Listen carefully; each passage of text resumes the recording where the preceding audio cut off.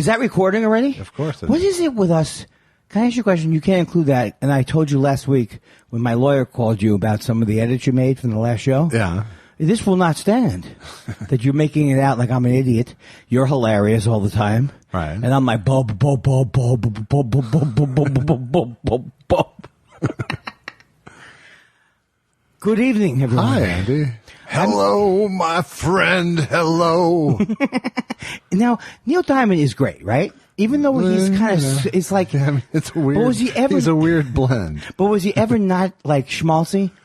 I don't think he was ever not schmaltzy. I don't Right. think you can ever say that, but he wrote some great songs Yeah, along because the he way. wrote Cracklin' Rosie was great. Yeah, And, he wrote "I'm a Believer." He wrote. oh, I forgot that he wrote I'm a Believer. Yeah. He wrote I Am, He Cried, I Am, I Lied. I like when he, I am I something. I am. But he also wrote "On a Boat and on a Plane, they're coming to America." That could be, that's the type of song I think that started this whole white nationalist thing. Yeah, exactly. And we're coming to America. Was that Today, that's the thing it's that voice that's kind of like, love on the rocks ain't no big surprise. Pour me a drink and I'll tell you some lies. well, that's just horrible lyrics. It's bad, Any way yeah. you cut that, it's bad. Yes. But it's not much worse than tonic and gin. I mean, let's be honest about it. That's true. And in that song, I know I've gone over this before, but Billy Joel says they're sharing a drink they call loneliness is better than drinking alone. Don't you think the name of the drink is also depressing them? Why don't they perk it up over there? Right. And I'll be back with more of my 40-year-old comedy on songs. One drink of loneliness, 4 straws. And then I always think of him as having shades. Who? Billy Joel? Neil Diamond. Like shades and a bad shirt. No, I think he didn't like in concert. He didn't wear shades. I think he did in the last waltz. He always wore sparkly shirts. Oh yeah, that's it. At least that's in the it. last 40 years. Well, you know, I don't think last waltz he wore a sparkly shirt because he didn't have. He had just. He had that, to that much take it shame. down. Yes, exactly. Time, bring it down a little bit. Why am I here? Why am I here? I told you. Did I tell you the story that I heard from somebody? I forgot who I heard it from, but said that he passed Dylan on the way back out, and he said, "Follow that." That Dylan told that story to everybody. Yeah. Follow that. You can believe it. He was pretty pompous in that movie. I know, but what? Joni Mitchell wasn't so cool in that movie either. Oh, well, Joy Mitchell, I think, is I love her, but I think she is a little pompous. Yeah. But she's sick, so I don't want to make fun of her. Sure, exactly. Why would I make fun of her on the basis of her being sick? That's right. That couldn't be When right. has that stopped you before? You know, these requests, I started to answer emails because I guess I got something, I didn't feel well. Yeah. And then the people had like 55, it's like they want requests now. There's a lot of people who aren't on Twitter, I think, and they want to get in on the question action. Yeah, and they do. Can you do the 60s DJ? No, the Yeah, the 70s DJ doing, ordering. I don't remember what it was. It's, oh well. See, this is the problem when you email us the requests instead of tweet them to us. Well, here's the other problem too. But one of these days, in fact, we have to do an extra show because you're going to England next month. So Oh, my we'll God. do, instead of, we have to do an extra show this month. Oh, come on. So we'll do. What are the people all over us? So we'll You mean do, the thing every Monday? we'll do email questions instead of Twitter my God. questions that day. I knew at some point, first year, second year, you start mailing it in with these, theme shows. So you're running on vapors right now. I can only imagine. No, but I took some Adderall before I got good. over here. There you go. Good. Because if I didn't, I think I would have fallen asleep in my soup. And Yeah. I wasn't even eating soup. You were in 4 different cities over the last 4 nights. I did a 4-night tour, and it was, you just said that. Yeah. What's the point of me repeating your... Yes, a Yes. 4-night tour. 4 cities. Yes. 4 cities, sir. You are correct. You couldn't be more... I'm the guy who does Ed McMahon now, years later. But that's ambitious for you. You generally don't do that many. So, and this was great. back to backers. No, and it was like, you know, I'm hesitant to talk about how good it was because every show went really well. That's how I feel internally about it. Good. But how do you not sound like an idiot? Well, because you don't sound like an idiot if you're telling the truth if you're recounting the tale, particularly in this format where it's not, you're not on a talk show. Right. Well, I'm warming You up. aren't boasting. You're describing. No, but I would. This would be a good warm up for me on panel. Sure. You went out. How was your tour? Yes. Panel's perfect because you don't have to listen. Yes, that's the difference again between, and that's interesting because that's really kind of what I was going to say was, I have before told Susan, "Oh, these sets were so good, unbelievable. Yeah. I was on fire." I think it was at Acme once. And then when we both listened to it back, it was unremarkable. It was like what was fun was that I was having fun. Right. So that's what I'm not worried about with these shows. But there were some small shows, and I mean they were laughing at so many things. I may have taken advantage of it. So, but the thing was, I did a small room. Two of the rooms were. Maybe three of the rooms. I did the Philadelphia. Okay, so first was Philadelphia. 90 seats. Okay. And it's like, this is the success story. Sold out 2 shows. There's 200 people. That's good. That's right. Yeah. That is much better So than. next time you can either do more there or go to a bigger room. No, I don't, that would mean that, I guess so, but I think I'd rather have the 2 shows. I think I'd rather charge Why more. not do a weekend there next time? You could do 2 nights. This is the thing. The world is my oyster. I have so many different options. Right. Okay. So Philadelphia, that was good crowds. 2 sold out 90-seat rooms. What are you laughing? There's no reason to laugh at that. And the hotel. What was the hotel? Because everything is 2 things. Right. It's the room and the hotel room. and right, but the room is not up to my sensibilities, and I can't remember where I stayed in Philadelphia, so it's not important. Okay. All I learned though that was Hilton's, and I don't care. We can't get sued, right? I don't know what you're going to say. Hilton's. From this trip, I think Hilton's are cleaner than Residence Inn by Marriott Courtyards. Yes. And the reason why the It's Residence a higher level of self-esteem at a Hilton, too. 1 notch more self-esteem Honors. than a Courtyard. You get honors too. I got 2 free bottles of water in a paper bag, Wow. and that looks cheesy. Yeah, that makes you feel so special. You're at the water level. You're at the water rewards level. But well, where else do you go from that? They give you 2 whiskey and scotches. Oh no! I guess at the next level you get something to stir into your water. It reminds me of ordering drinks at the Comedy Store in a way. They bring you both drinks. Yeah. And I stayed in the place in Chicago that was called the Drake, which is a famous, Sure. and it was beautiful, A classic. And he got a great price on it. Guests of that north stay at the Drake Hotel. And that could be Chicago 60606, Yeah. 6060609. And how was that room in Chicago at North? Great. And that was a little bar called the. I know a lot of people who play that. A lot of there's those they are Mystery Science Theater friendly there. A lot. Yeah, and the guy who owns the place loves comedy. Yeah. And then and this was I met a couple. Okay, I met over the course of the 4 days. I met one couple that was so into the podcast that it really was. I mean, I could have. I'm not saying I was walking on air. Yeah. But they were like. She was just saying about how much she enjoyed learning about. I don't even want to say too much of it, but she really enjoyed learning about us, and it's like. And, Yeah, don't share the praise with me. No, but I know it's so stupid because I'm trying to think. I can't say my stories sometimes are like they really like the thought. I met some people who really like Thought Spiral, so I met. Again, this is the proper format for that. I know that's just stupid. This is the forum. So this one woman who was at Let's Comedy, which was at Fort Wayne, and her husband. 2 things she said that piqued my interest. She said I wouldn't have even been here tonight if it wasn't for. That I sent out to my email list, which I very rarely use. Right. But now Jen Kirkman, some people use it. I think if we had an email list do you have an email list? Do I have an email list? No. Yeah, Josh Goings On. No. Because the thing is, sometimes now, in the old Twitter. That's what I use. Oh, right. But in the old days, it'd be like, who is this? It's the Nigerian prince. Then the next thing is Viagra. I'm just telling you the ones I'm getting. Sure. Then the next one. That aren't spam to you. That it's not spam. Right. And they go, and then another one goes, seriously, you're having issues with impotence. Then there's a whole series of those. But what did I say? You have to remember what I just said. You're talking about your email list. Right. But people would ignore emails. People would ignore emails. Yes, they still do. Now they don't as much. I think they pay. What is the odds that someone's going to read one email that comes once every 2 weeks, or they're going to see your Twitter feed unless you keep plugging it every hour? It's not. I'm not saying Twitter is effective. But what is effective? That guy need it. Well, I think the mailing list is good if you're. I know, but I'm sounding like it's the answer, right? Like I found the answer. A podcast is good too if you plug your dates ahead of time. The podcast would be good too, Yeah. and just basically interacting with people and being a human being would be good.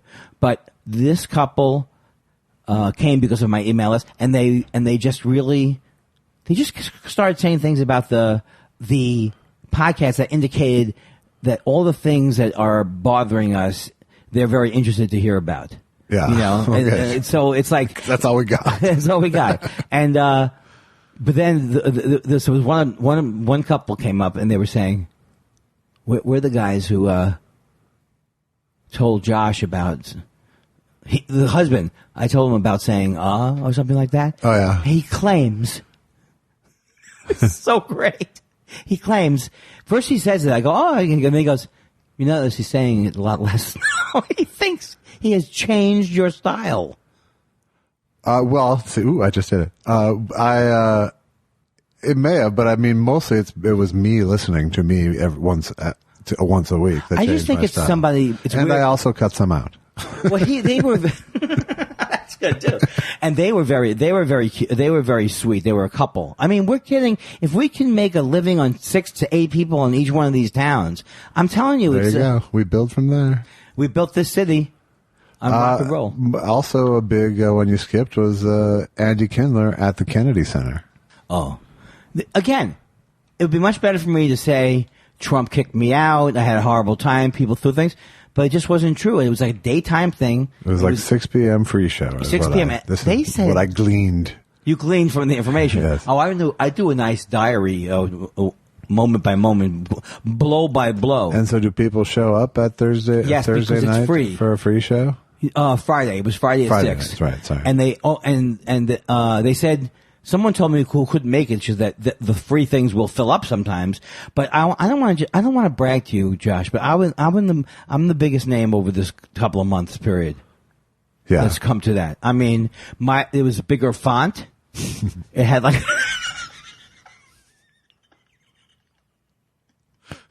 It had, and then you know how they have a special event feel? So they're like special event. Yeah. It's a free special event. Like we actually got someone. And the guy who opened up for me, Dominic Rivera, was so funny, and it was like meeting your twin because he looked so nervous before the show. Yeah. And has suffered his whole life from panic and anxiety disorder. Yeah. He's like my twin. There you go. And he's been doing it 4 years. He was great. And there's part of me, it's like, maybe we don't need anybody good anymore. Because, you know what I'm saying? We want to do the Louis C.K. thing where you cut your friends off at the knees, right? I don't understand what you're saying. You know, like, I felt, he said that he had listened to me on Greg Fitzsimmons. Yeah. And talking, like he was going through a bad time in his life and hearing me talk, encouraged, and Greg Fitzsimmons talk, helped him get into comedy. It was like, I could be a messiah of some type. Wow. Okay. So then I went the other way. What, too far? A little too bit. soon? Dial it back. We went from I don't want to say I had a good show to perhaps I'm the messiah. So that's what you say I am, Josh. There seems to be a middle ground. I don't say Find the middle path, messiah. No, Andrew, it is not you. I was going to do the joke like, who needs the competition was the joke. Yeah. Do I want a new guy funny? And the truth is I do. Sure. But then there's another part of me that goes like, maybe I could be a cult leader. You could, but you wouldn't like the people who joined. That's the thing. I don't think Jim Jones was bad. It was the people he forced the Kool-Aid on who were annoying. Part of liking you is doubting you. If doubting me is right, I don't want to be wrong. I'm a spiritual person who says, hey, I don't always know what's going on. Well, who needs that kind of spiritual person? Did you sell well in Chicago at North? No, here's the thing. I did not I'm a Jew, as you well know. So when I go out on the road like that, I'm thinking there is a part of me that's like, if I go over my bonus, I mean, if I go over my attendance, right. I start adding up figures that somehow come up to my mind. Somehow I have myself coming out with $4,000 or $5,000 from one night because Todd Barry used to tell me. Todd Barry, I know he made this money, but I've never made the money he claims that he was making when he first did these like little independent clubs. Right. So you didn't get into bonuses. I didn't get into bonuses, but then I had a guarantee every night. Sure. So I know the game. I was thrilled. No, well, but I guess I mean the attendance was good enough. Even in this live at North Bar, we could have used 20 more people a show, right. But it wasn't like doing a show for 7 or 8 people. No, I think there is a level between shitting the bed and selling out that's still acceptable. That's right. And I was okay. Will you stop this? Why? This is from OCD. Put the bottle away. Put the bottle away. I had 2 shows in Chicago, but I forgot to do the Mrs. O'Leary joke, which is the only city I figured it would go well in. Probably. And it still doesn't go incredibly well. And she knocks over the kerosene lantern. Boom. Chicago died. It's really to amuse myself. Yeah. But, and then they love Jim Belushi. They love, I thought of some things. Jim Belushi. Who died and made Jim Belushi. That's the city you would want to Absolutely. hope. Yeah, that would be good. That's going to be your last island for that joke. I don't think I'm ever going to stop doing that joke. So did you set the table for us to go do a podcast there at North? I didn't. Look, you know me. Did you? I think of number one. I can't remember your name when I'm on the road. That's exactly the problem. And a lot of times I'll say, you want the podcast? And I'm not settled on Josh. I specifically asked you to do that task, though. Are you fucking kidding me? No. That's one I remember. As soon as you said that, I got a little sick feeling in my stomach. Hey, that guy likes comedy. Well, no, and he's actually said, if you ever want to do a show here, let me know. Okay, I have his number, and he's the sweetest. Jim, his name is Jim. Yeah, he's the coolest guy. He gave me pizza. Okay, he ordered pizza, and it was great. Although I will say one thing, he was really like, "You want to take home the pizza?" The pizza was excellent. It became an issue, though. That's what you're saying. No, it's like one of those people. Not really, but like, I was having fun on many levels there. I went out and I vaped for both shows. Yeah. And now you're going to be, and here's the thing I realized. I'm not saying I want to get high for every show, but I vaped and smoked a little pot. All right. And forgot every 5 minutes. Right. But that's something you can do on your own. It doesn't mean doing the podcast high is better. Because if I'm fucking up on my own, I can make a joke about, hey man, I'm screwed up. But if my attention wavers between us, all right, then it's just insulting. I'm clapping up here now. It's nice. Because it makes less noise. The thing about it is that you have lucky. You have a little of the devilish side of you. People don't know this about you. No, of course I do. I know, but I'm trying What fun would I be without that? I know, but it's like, you're in my face in many ways. Not really. So.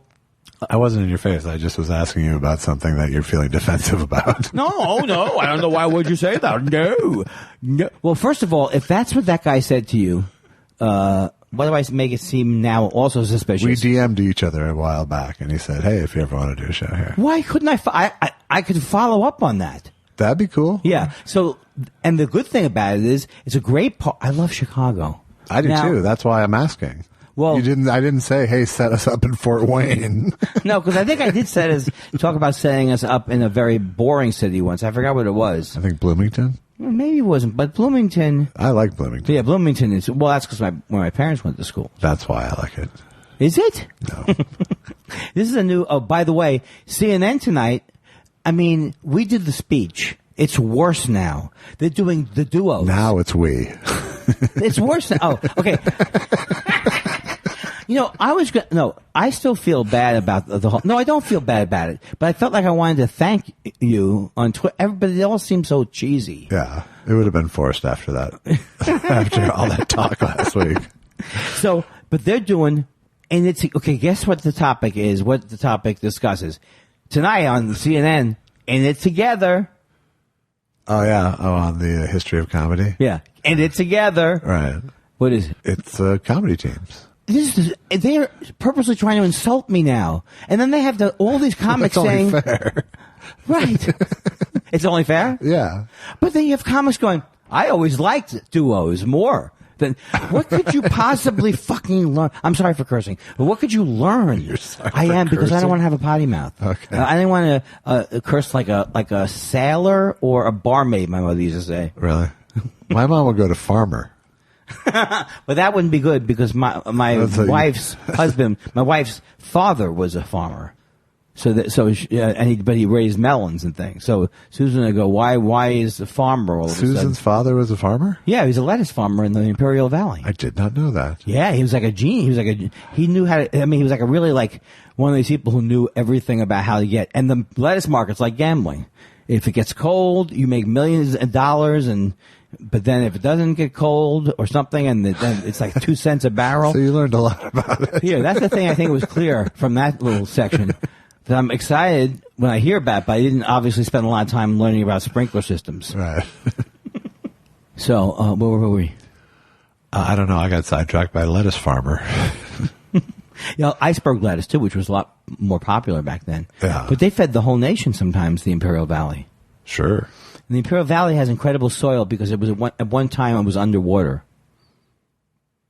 And here's the thing. Yeah. I have a couple sentences like that on every subject I know things about, right? Yeah. But then if you press, I don't know why it matters that it was underwater, but supposedly it's rich. It's rich in minerals from having been underwater at one point. Right. The soil. What do you think about it? I buy it. Did you know the hydroponics didn't involve soil? I found that out. Yeah, I did know that. That's pretty amazing. So they grow. Well, I don't know why I'm that amazed by it, but no longer do you have to get your hands dirty. So, okay, so we'll go back there into that place in Chicago because it's a great area, and the Drake. If I want to get that same rate at the Drake Hotel, Yeah. or we could go somewhere else. Wherever. If you Okay. like the Drake, and it's near the club. Not really, no, it's Do you not. know there was a couple of there were like the Kennedy Center gig I was like 20 yards away from the Residence Inn. Yeah. But here's the problem with the Residence Inn. Which is near the Watergate. That's right. It's across the street from that Watergate, which is the ugliest building I've ever seen in my life. It's not a pretty building, yeah. It's better. It's better on the river side of it, but Oh, how come you know so much about this area? it's been photographed, that building.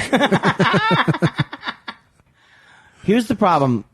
Susan doesn't like dirty hotel rooms. She's crazy that way. And I never liked them either, but I could see more dirt when I go now because I see what she sees. Right. And any hotel that Here's has a tip for you: don't bring your black light. No, I'm not doing any Howie Mandel type things. But do those things? Have you ever seen one like that? Well, that was like a common local news, like every 2 years. Is Yeah. we take a look at what's really on those bedspreads tonight at 11. I cannot. It's just there's no. Who gets served well by that? Ratings? You get a lot of ratings from hotel goers. Makes you want to put a towel down. That's the thing. We went to a wedding once in Athens, Georgia, and we made the mistake of staying at this thing called the Game Day Hotel, which was the Georgia Bulldogs. That's their hotel, and it's like a timeshare or something. And so, like, they were like ratty Georgia Bulldogs. Oh, it was just a bad idea. Yeah. Have I conveyed it Yeah, enough? it sounds bad. So, if you have a kitchen, You had me at Georgia, first of all. if you have a kitchen,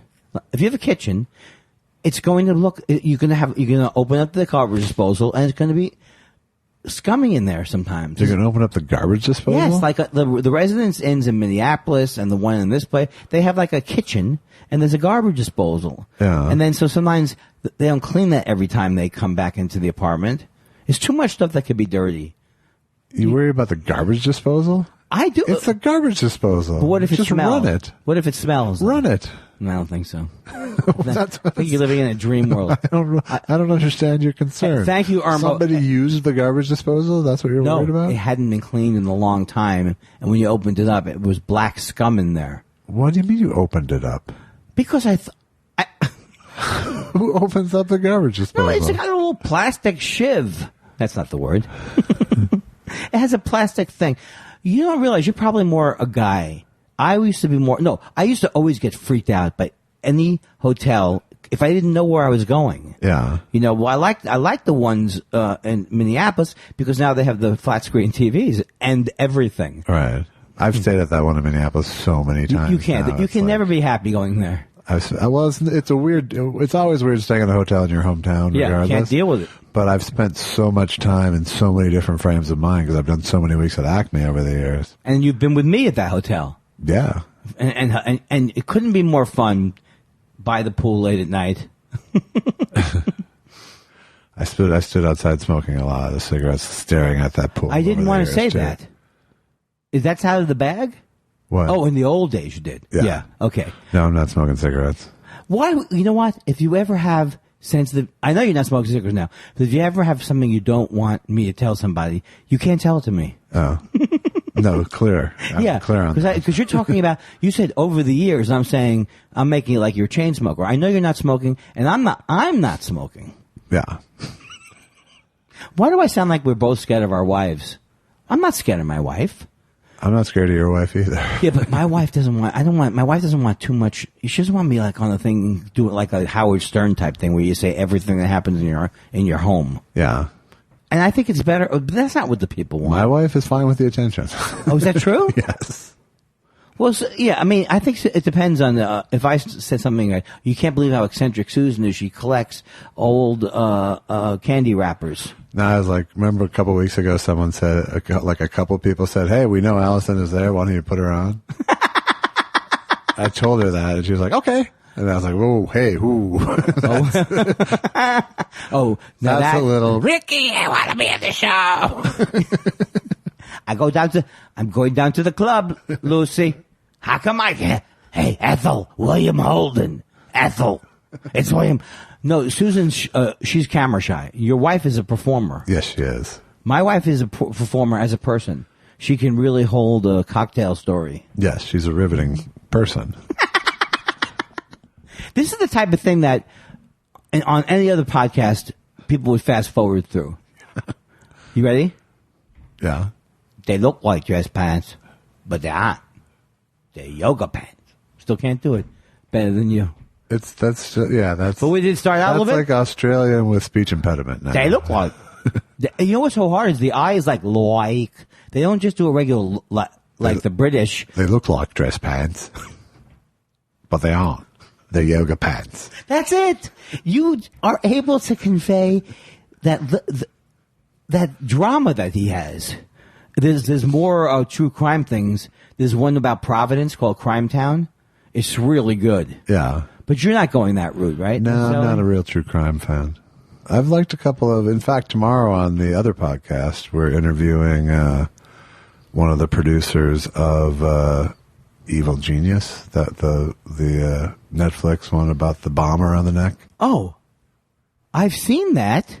Yes. And we talked about it? Yes. And that's one of the first case filed true crimes I listened to.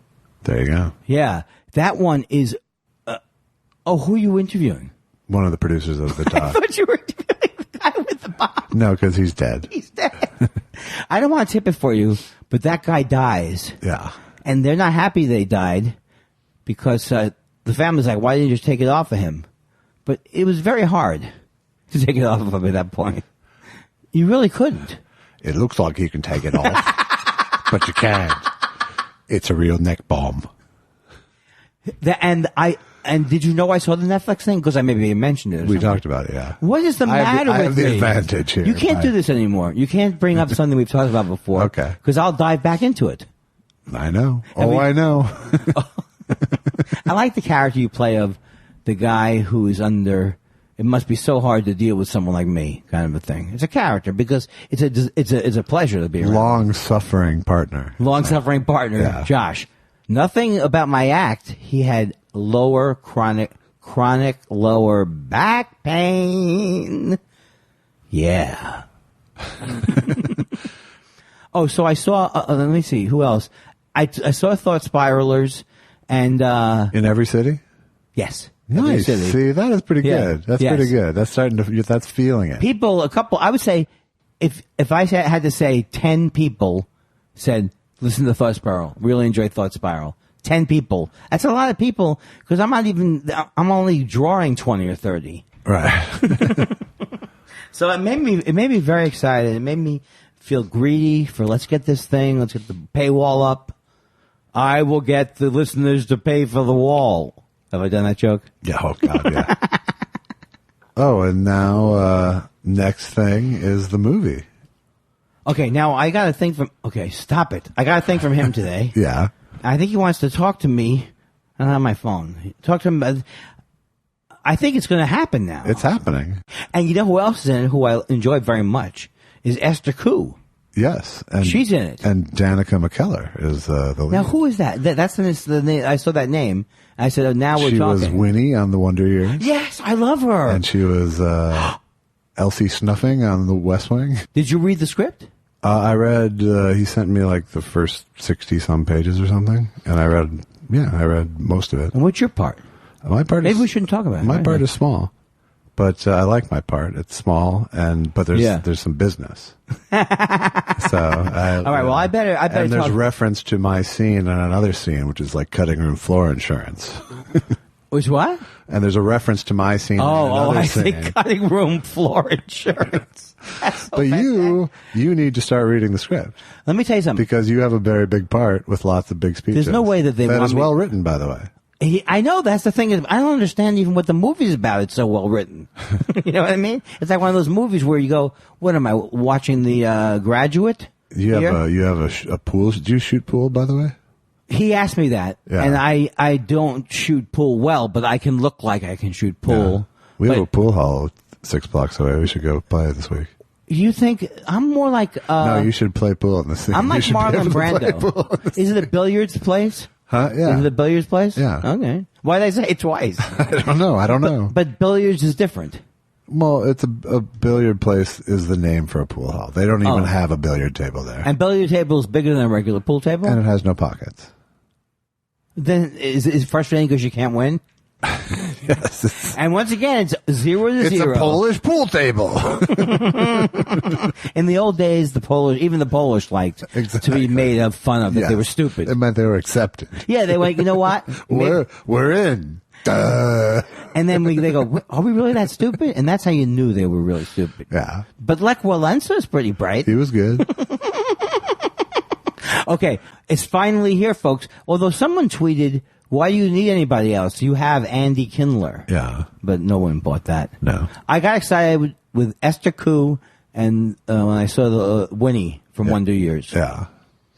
And that's all I'm going to talk to. Don't call her Winnie from No, I'm not going to do that. I'm going to say, I love the episode where you and and Savage, you got lost at the park. I used to love that show. It's a great show. I love the brother. Wasn't the brother and the father, and the brother was like kind of giving it to him all the time? Or am I mixing it up with Malcolm in the Middle? No, I'm not. They're in both. His brother was a little bit of a bully. Yes. But then they loved each other at the end. Hey, I can't do this recounting Talking Dead without you. We're Talking Dead. Did we talk about Chris Hardwick? Yeah, we talked about everything. Oh, we've talked about everything. Do you know that it's also a video out from the speech? Yeah, but it cuts off at like the half-hour mark. But are you serious? Yeah. Why did Bruce do that then? I don't know. Oh, maybe that's not, who wants a half hour of it? Like, why would he watch it again? He didn't know, probably. Oh, I gotta talk to him. He taped the whole speech. He probably just supplied there's always snafus in this business. Yes. I'll have to talk to my Squarespace people. So, the last few days were good, really good. Today, what was the episode that came out? Was it the episode of Improv? Or that's already out? No, it was the episode where we rehashed all the Montreal stuff. That seems like so long ago, and that was last Monday? That was last Monday, yes. Wow. Did we talk did we actually talk on camera? I know it's not on camera. Right. About me feeling bad and things? That's where we had the conversation, yeah. Oh, good. Cause, I mean, you could recap how bad you feel if you want, but... No, well, here's the thing. I'm starting to think that feeling bad is self-indulgent. I mean, it's okay that I feel bad. Yeah. But if I'm feeling bad about a slight towards you, and I keep bringing it up to you, at some point you go, speak to your therapist about that. You fucked up. But you're not saying I fucked up necessarily. I was just bringing it up as a topic that was worth talking about. Right. Well, you brought it up. Well, I don't know. I brought it up, sort of. Well, I think I've even went... Did I go on the air with this? I mean, what? We're not on the air. It was all on the air, yes. That's not on the air. We're not on a radio station. There's no air. It was all on the hard drive. What I was thinking was like starting to feel that the speech is a collaboration. It's co-wrote. The speech is co-wrote at this point. Isn't that what I should be saying? Co-wrote? We're both writing the speech. Yes. For the last 2 years. Yes. That's as simple as it is. But but you don't have to build it as that. I think it looks, okay. I think you, like I said, I think you can thank me at the end. Well, that's a given. But I guess when people, what do we have? 45 regulars with plus Perush? How many do we have solid listeners? I want you people to know. We have several thousand, many thousand. Well, here's what happened to me. I realized that I kind of got excited about it, except I'm scared about collaborating because every year, so far 2 years in a row, I've had an unpleasant meal where I wasn't ready. Yeah. One was at the Mel's, and the other one was at the other place. Right. So but it's got to get better. It has to get better. Everything is getting better. Right. Unless Trump does something. I think it worked fine this year, honestly. Me too. I mean, it's not like we had a fight at breakfast. Oh, no, we didn't. It was just kind of, just not productive, but we still got breakfast. Right, right. But I think... but I thought, in terms of just, I thought it worked fine this year for the most part. I just sent you a bunch of jokes. Well, we didn't write them together for the most part, but... And also having the warm-up show was a fun thing to do. Yeah, absolutely. And also the thing is having more episodes that we don't have to come up with. They write themselves. Right. We ramp up starting in June. Hey. It's a month of shows. It's a month of shows. The emotional arc of a speech. I met Hannah. I told you I met Hannah Gadsby, right? You didn't, I don't think. Oh, okay. Yeah, I met her. She was really nice. And did you hear about your joke? Or was it before your speech? It was after. Okay. She had heard about some of it. She knows the one about she stole my bit of my joke about that you did. Well, I like to look at it as arm material. Okay, let's see how that goes for a while. But I said to her, the other part of the joke, which, the whole joke's funny, but the other part is genius. Which is about, they said she didn't have enough comedy, but they pay Ricky Gervais. How fortunate that he does horribly hack material. Right. Who told you to do Ricky Gervais, though? Yeah. wait, did you write are you saying No, you wrote the actual joke. Right, but you said... And it was good. Yeah.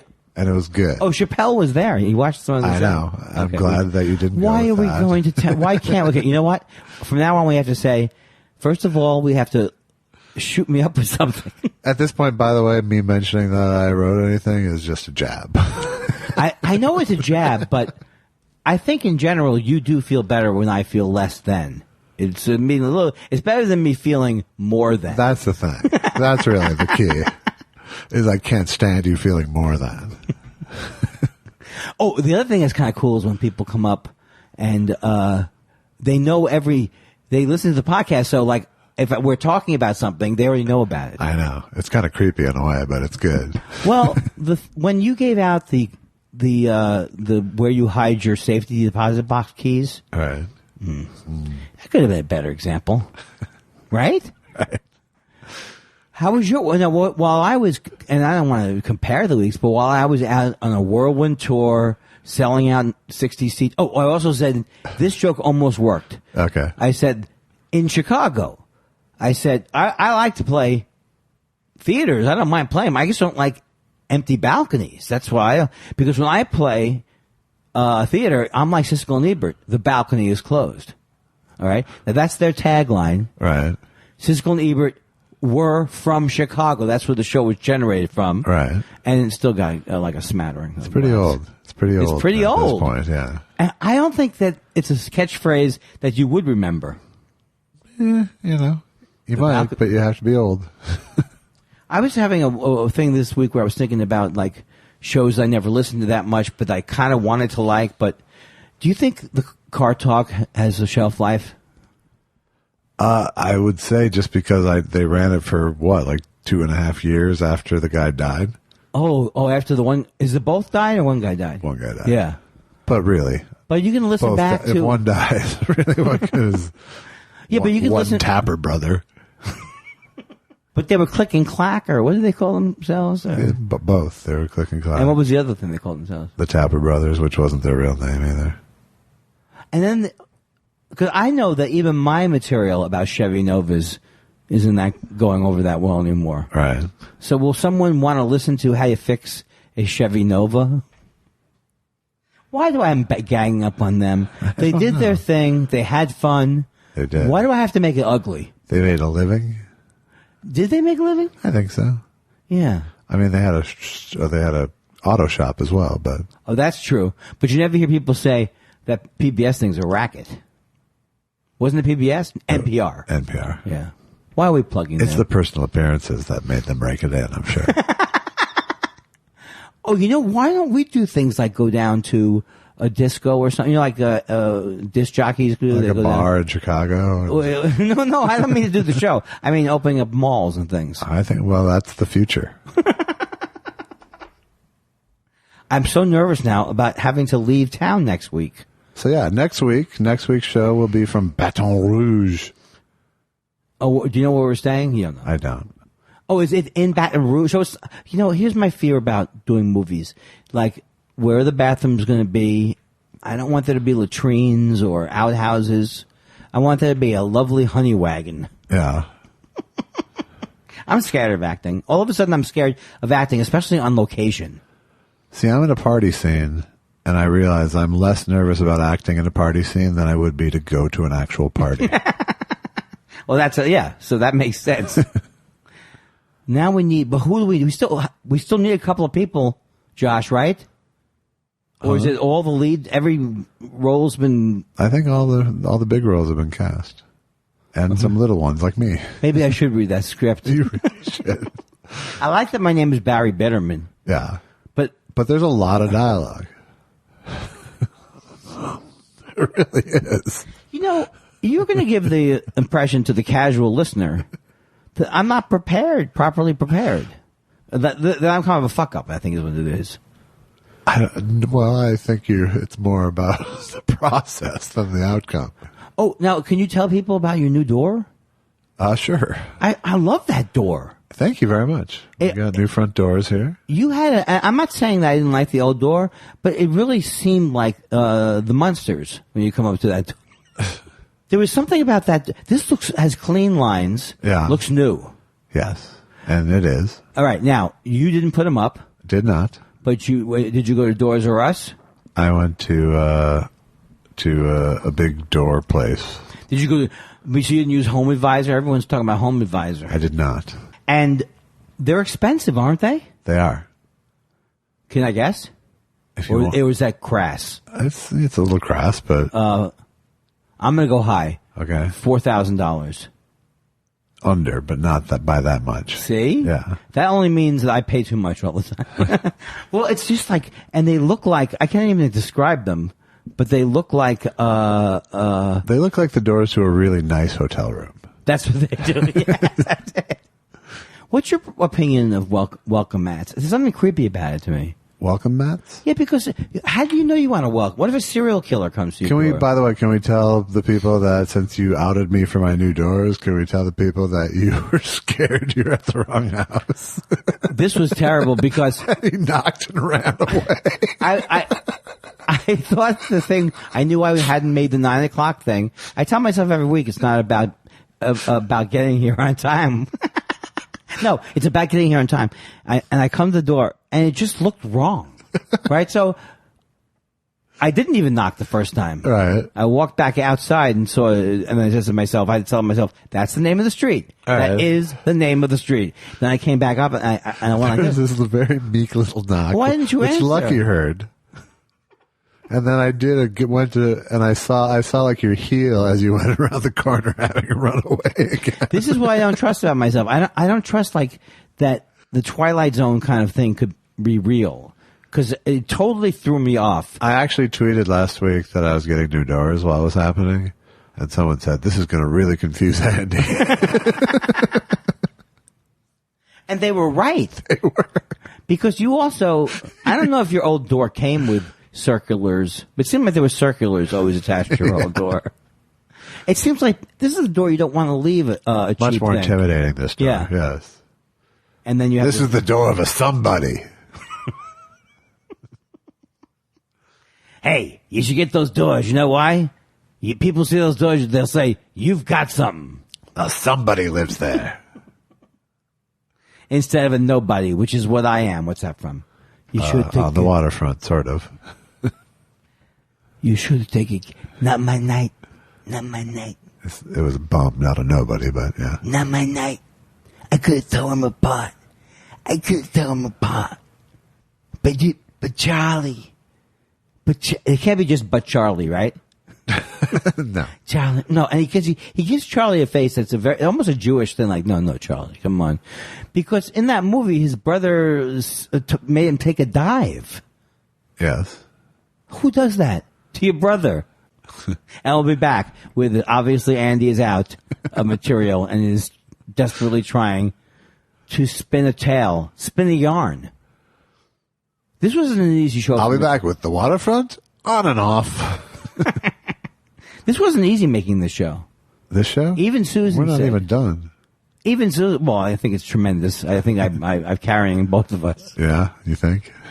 I like this new snide thing we have. People will like a snide thing because a lot of people wonder, do we get along off that? Nobody is wondering anything about us. So are you happy that I'll be there at the movie? Yes. Okay. Will I not be happy? We don't actually have any scenes together. I don't care. I'm nervous. I'll cry. But I'll be there for you will have done some work by the time I get there. But. Well, first of all, I've already taken the current script to my acting coach. Yeah.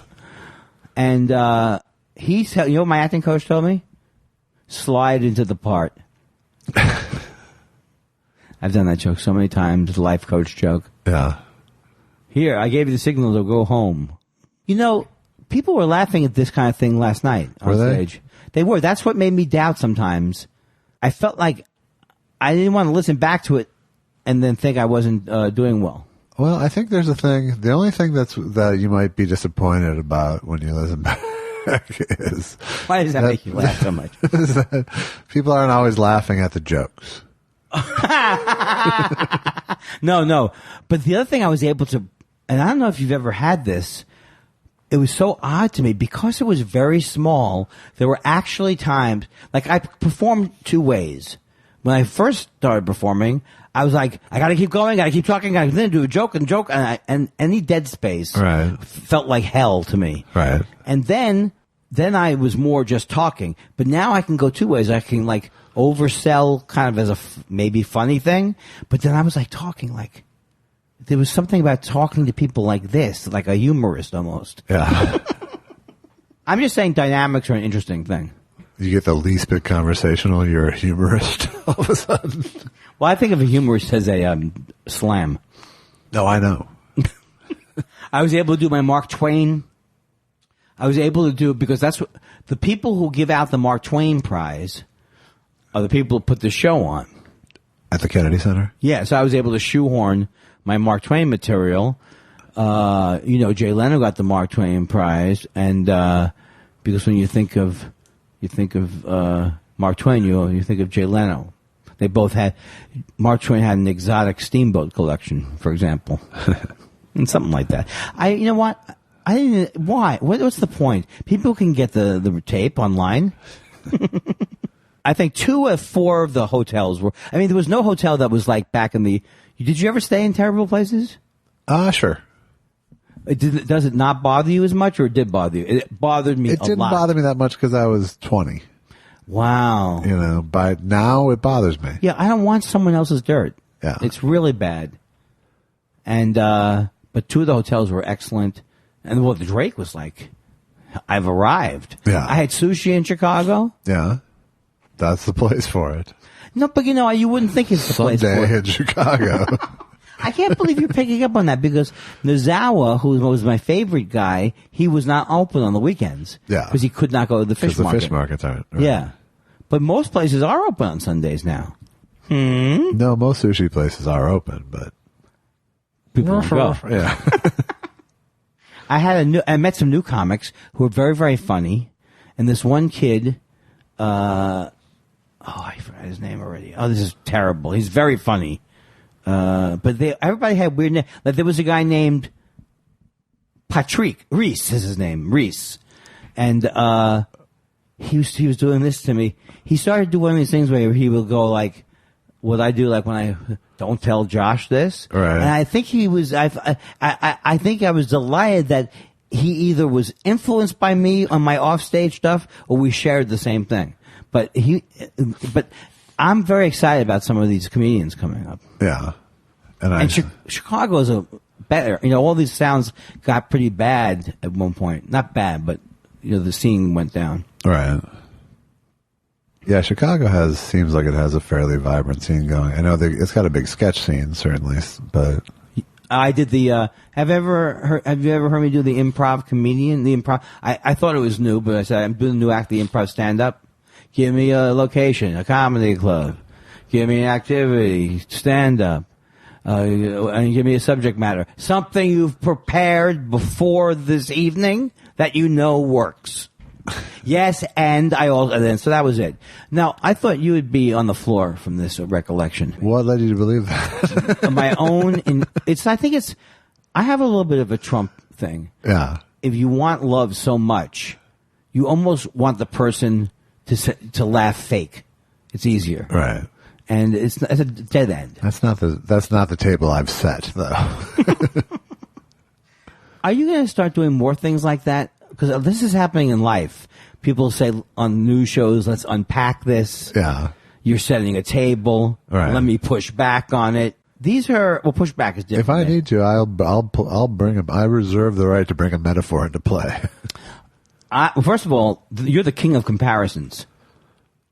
I'm so much like, I don't even know. I'm proud of myself, though. I had enough food, and I'm drinking water. I wanted to spike something with pot juice, right, or go for the stevia caffeine, right. But you just went with the straight Adderall with the water chaser. With the water chaser, and the thing I'm trying to do is I am trying not to. I have a plan in my head. Maybe I won't drink soda at one point. I know you don't do it at all. I don't anymore. No. You have no joy when it comes to beverages now, right? Well, you like alcohol. I can't stand it, so that's one of my problems.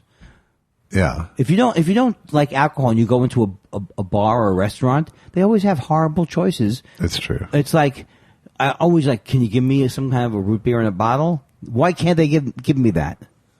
They don't, because drinkers are out. Everyone of you. No, we serve adults here, sir. Ooh. Well, yes, it's true that I asked for a Shirley Temple. Yes. I'll settle for an Arnold Palmer. Doesn't sound right. I like my Shirley Temple like I like my women. Black. See, Shirley Temple Black. Yeah, you'd have to tell me. You would not. I'm almost insulted that you would think that I didn't know Shirley Temple Black was her married name. You should be, frankly. I don't think Shirley Temple's her real name. Maybe it's not her married name. No one's named Shirley Temple.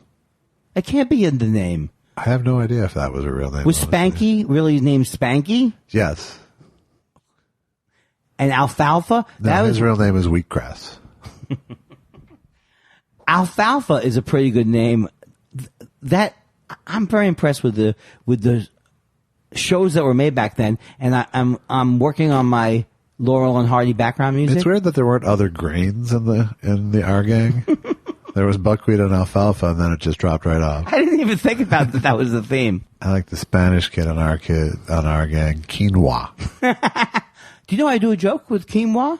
Oh, so it's all yours now? Yes, That's yes. No, I felt the need to know that I wouldn't steal it from you. Because you've always said, one thing I don't trust you on, I wouldn't leave my notebook open around you. Because the next day I'm talking about something happened to my kidney. Look, wow. I know that every 20 seconds we're both losing it. Yeah. But if I had to rate this show, First of all, these assholes, what do they want from us every weekend? Hey, I'm sorry. I'm okay. Cool your jets. Hey. I mean, these people are scum. I try. You have to see, though, that you could see why people turn on their audiences because they're not our audiences, first of all. I'm a week away from saying our fans. Yeah. I just think I'm not going to be The ones that come to your show and come up to you can call them fans. I took pictures with all the spiralers that I met. Excellent. And I thought, I post it, you know. I don't understand Instagram. You're probably on it. I've started Instagramming more because it feels like Twitter feels like too much of an island right now for me. I had Twitter problems. You followed them, right? You've been howling at the moon with a lot of you know what the thing about it is that, like, media figures. Let's put it this way. I'm not defending anything. I really am not. But the fact that it bothers me so much, it's like that I was misunderstood. Yeah. Like that people were, but there's two things. Probably, okay, I just watched CNN. I see this Don Lemon, who I think is in many ways an arrogant, he's not a great news person because I don't think anyone on CNN is a particularly great news person. Right. And I've seen him ask Muslim people, why should we like Muslims? Or, I mean, but because he was attacked, all of a sudden he was a hero or something because that's how the people reacted. They go, I'm not backing you up on this fella. They didn't know what it was. Because you attacked Don Lemon the same day that Trump did? I did. Okay, here's the thing. I didn't know it was happening. Yeah. I heard something about LeBron James. I wasn't paying attention. Right. I was at the end of the night after killing it at 2 shows at the Spoopel Dome. I just heard him. I hate when he does this. He was piling on that woman, Sarah Jeong, the New York Times. I don't know if I'm saying her name right. She's a New York Times columnist, tech columnist, and they dug out all these things of her. She was attacked, and people said terrible things to her because she's Asian, and she got mad and responded in kind. I'm not saying it's right or wrong, but Don Lemon comes in like, there's no excuse for it. And this is what's happened. They're trying to come back. They're trying to go against people like they've done it with me too, where they show me, because I'll say, boy, white people smell funny. And I mean, a long time ago I did. And then they put it against me saying bigotry is bad. But you can't win because I don't have a job, first of all, that I can be fired from. Right. And it's just, and I can normally, I'm not saying they can't defeat me, but normally I probably have not said as many incendiary things over the years as some of these people getting in trouble are. No, and most of them, they're rarely about a group of people. They're usually about an individual. Yes. So the fact that these two people react that way, all I'm saying to myself is I don't think I'll be healthy until I can let go of whatever I did, whatever stupid tweet I did, or not knowing that Don Lemon was a king for a day. Right. I have to let go of that, and then conversely, I have to let go of caring that 1, 2, 3, 8, 9, 12, 15 people. Who cares? Ultimately, who cares? I make a bigger deal out of it when I start to over-explain. Hi, everybody. When I was talking about Don Lemon, it was this. No, that's when the narcissism starts to peek its head out. That's when it is Trump-like damage control.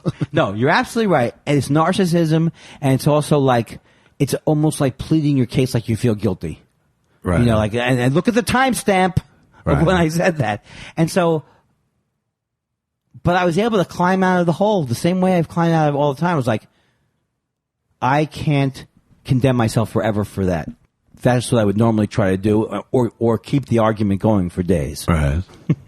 So I got out of it, but I realized that Twitter hole is so terrible for me that I get into. It's not anybody else doing it. Right. It's me doing it to myself. Yeah, I would agree. And but then I had a fortunate turn of events when Jason in the House responded to me. Jason Chaffetz. Yeah. First of all, it's the only funny line he's ever come up with. Yeah. He's in the house, and he named himself Jason in the House. Yeah. This guy's the slimiest guy. This is the guy who made that big speech about how he couldn't support couldn't support Trump, and they turned around and he's writing a book. The book's called Deep State. Right. So now he was almost like He said, I can't support Trump, and I'm quitting Congress. right. Yeah. He is quitting Congress, isn't Yes. he? Yeah. But then he did support Trump, and then to me, I felt like I felt like I got to him. If he's responding to me, I know from having been in the opposite position of the person responding Right. that this was ridiculous. This was ridiculous. And then he made a mistake by saying, "Oh, you only got 9 retweets." Right. And then I spent the last 3 days campaigning for more retweets. That's some healthy shit. So here's what he wrote here. Let's read what he responded to. Your tweet to him was, "Congrats on your new book, you evil, lying, corrupt, money-grubbing, fascist-loving, racist-friendly Trump bootlicker." That was good. Yeah. That was really good. You know, I've used a lot of those words before, so I realize I need to expand, but it was not a bad run. I'm not trying to have a dialogue with him, I think you can tell. But I would think if he reacted angrily to that, that would be better than what he did do. He made it like he was at a roast. Right. Yeah, no, why come back as a comedian? Yeah. So do you have what he came back with? Oh, sorry. I lost interest already.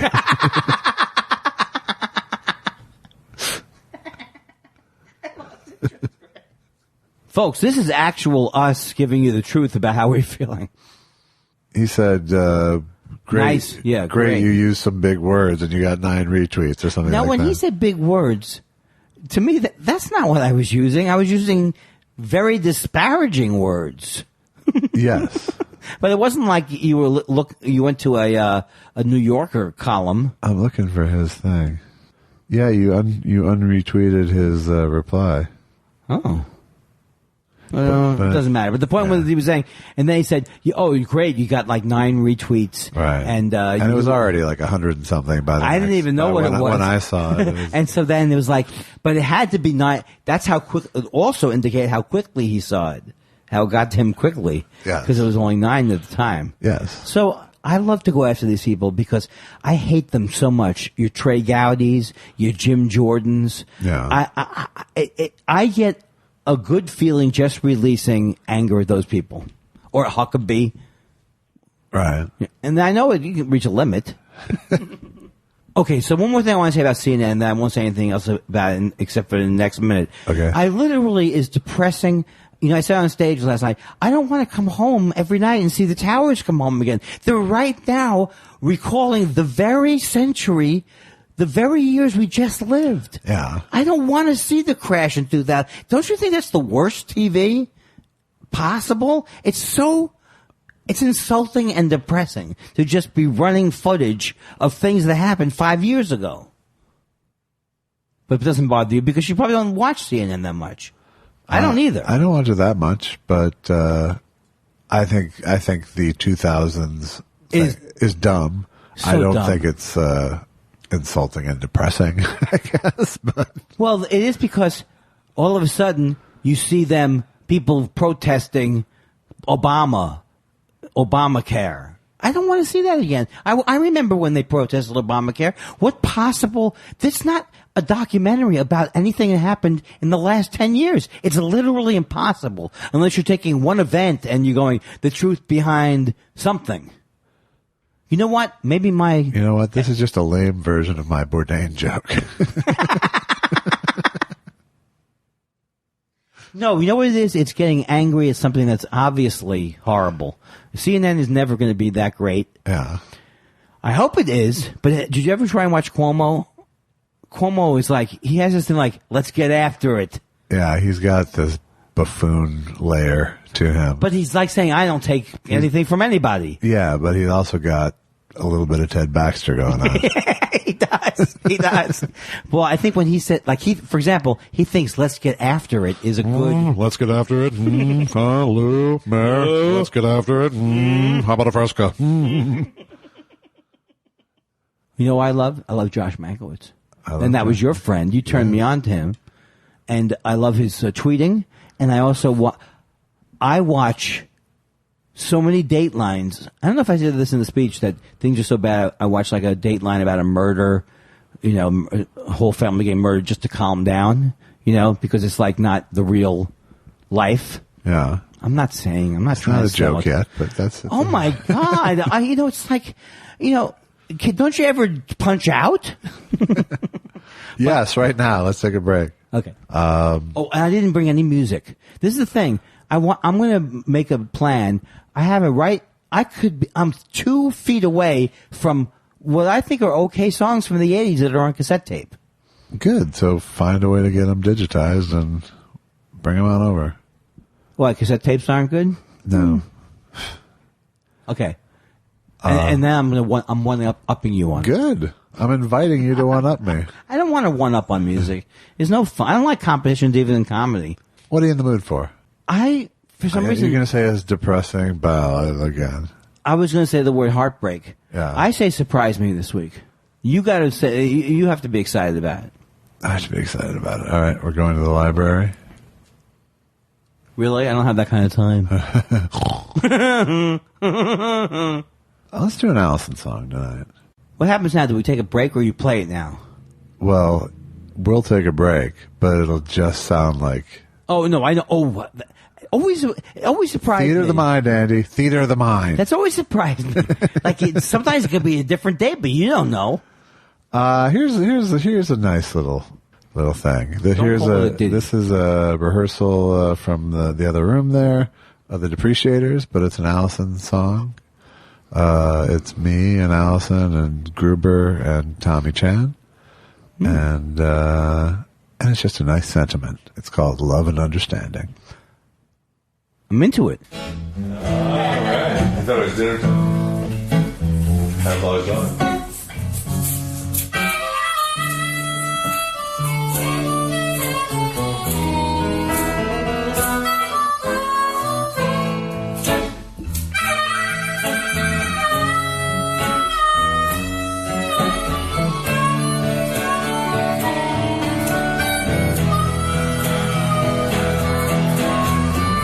It's all we really want. It's all we really need. It's what keeps a hungry child. It's what sets a slave free. And love and understanding. Love and sympathy. Love and understanding. So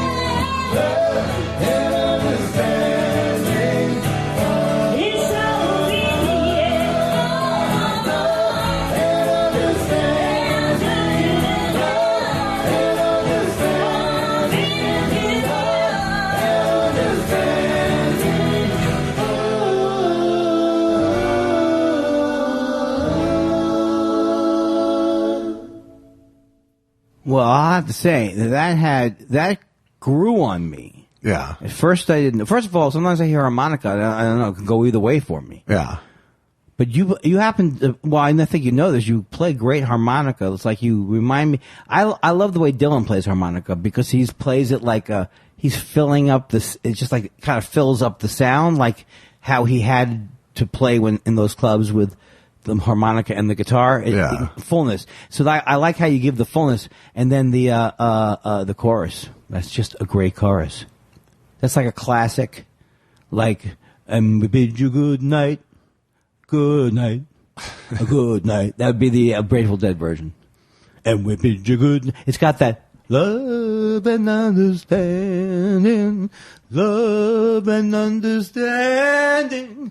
I'm auditioning for a goddamn overdub. You're in. You're now, in. You know what's interesting, too, is I hear Gruber, but he's not there. He's there. Oh. He's playing egg and he's singing. He's singing. Yeah. There's something about his voice in these kind of songs. It's like he might be the best, like backup singer I've ever heard because I always hear his voice and it's not like, cause it would be me like I'm trying to get loud. Right. It's always has like a character to it. I'm not blowing smoke up your ass. I am, but there's no reason to do it. It's not my ass. It's not your Gruber's ass. That's... So I thought that was great. And Allison, she has so many different ways of singing. Yeah. And, very, very, like that. I don't know how you even say that. Cause I'm so sick of the word ballsy. I'm tired of it. Right. Why does something have to be ballsy? But it's like she's like it's not Janis Joplin exactly, but it had that edge to it. She's got a powerful voice. Can you say pipes? She's got a good set of pipes. That gal of mine. Very good. Now, write in. Don't forget to write in. Hey, we got black shirts now. How do they look? You think? They look good. Wow, I'm the worst salesman in town. We got a weird thing going on with our. If you go to our Twitter page, it's pinned to the top. The link to the black shirt is there. It's not in our store as of today yet. Our Zazzle store. Do you link from your J. Elvis Weinstein page to the Zazzle place? No, but from our Thought Spiral page. Okay. Our Thought we Spiral. We have a page just for the show. What? Yes, and let's go to that page and check out some questions. How about that? This is the kind of thing where a lot of people have been writing to me and saying you need to be smoother. You talking about? You need to move it along. You should do more station IDs, more timestamps. And more back announcing? Have you ever thought of that? That was Andy being an asshole. I'm pretty happy with that run I just did of being an asshole. Sometimes it's like too long and it's not funny. That had a lot of zets. That was Andy being a compact asshole. All right, Dan Boldengren says, Andy, how many Grateful Dead concerts did you go to and which were your favorite and why? And, Josh, what are some of your top concert experiences aside from Concert for George, you lucky man? Thanks. I'll be back. Much love. Well, that is very cool. It's a cool question. My old self used to lie a lot, as you know. So I would probably say, if I wanted to lie, I'd say, I've been to 20 or 30 Grateful Dead concerts. Okay. That's a lie. Okay. So then if I said 10, I think that would be too, I think around 10. That's what I would say. 5 to 7. Or 10. There's a difference. There is a difference. And I'm leaning more towards 5 at this point. This is where it starts to get like, if you used to exaggerate and Lion. Da, da, da, da. Lion. Da, da, da, da. What's that song from? It's Truckin'. Oh. Lion. I'm going to breakfast in the morning, told my wife. I left my coat at the cleaners lying. Busted. Down in Baton Rouge. There we go. It's all full circle now. They just can't make the fiddling horse so quick. So 2. You've been to 2 Grateful Dead concerts. No. I've been to 5. I would say 5 or 6. Okay. And I was obsessed with them. On top of that, I was listening to them all the time. Yeah. And I don't remember what the best concert was, but I do remember. I don't remember the venues that much because I never saw them at the Fillmore or something like that. I think they were almost all outdoor concerts. But the sound of, and I don't care who hates this, I know this is real. The sound of Jerry Garcia's guitar piercing through the air was, even without the LSD, was unbelievable. Yeah. And I also loved the way he sung. And I also think Robert Hunter is one of the best lyricists in the biz. And like songs like U.S. Blues. Yeah. They're just incredible. They write very, like... What? No, nothing. No, you seem like you faded for a second. No, I'm back. Maybe you don't like when I do my Desert Island discs. Did I answer the question? Oh, yeah. Did you answer it? No, not yet. You know what, Josh? Are you gaslighting me? I'll find out. Put the vape pipe down. You know what? You can't control me. Yes, you can. I've, let's see, good concerts. I've seen a lot of Elvis Costello shows that were pretty great. I've seen a couple of Randy Newman shows stick out to me. Wow. Just him and piano.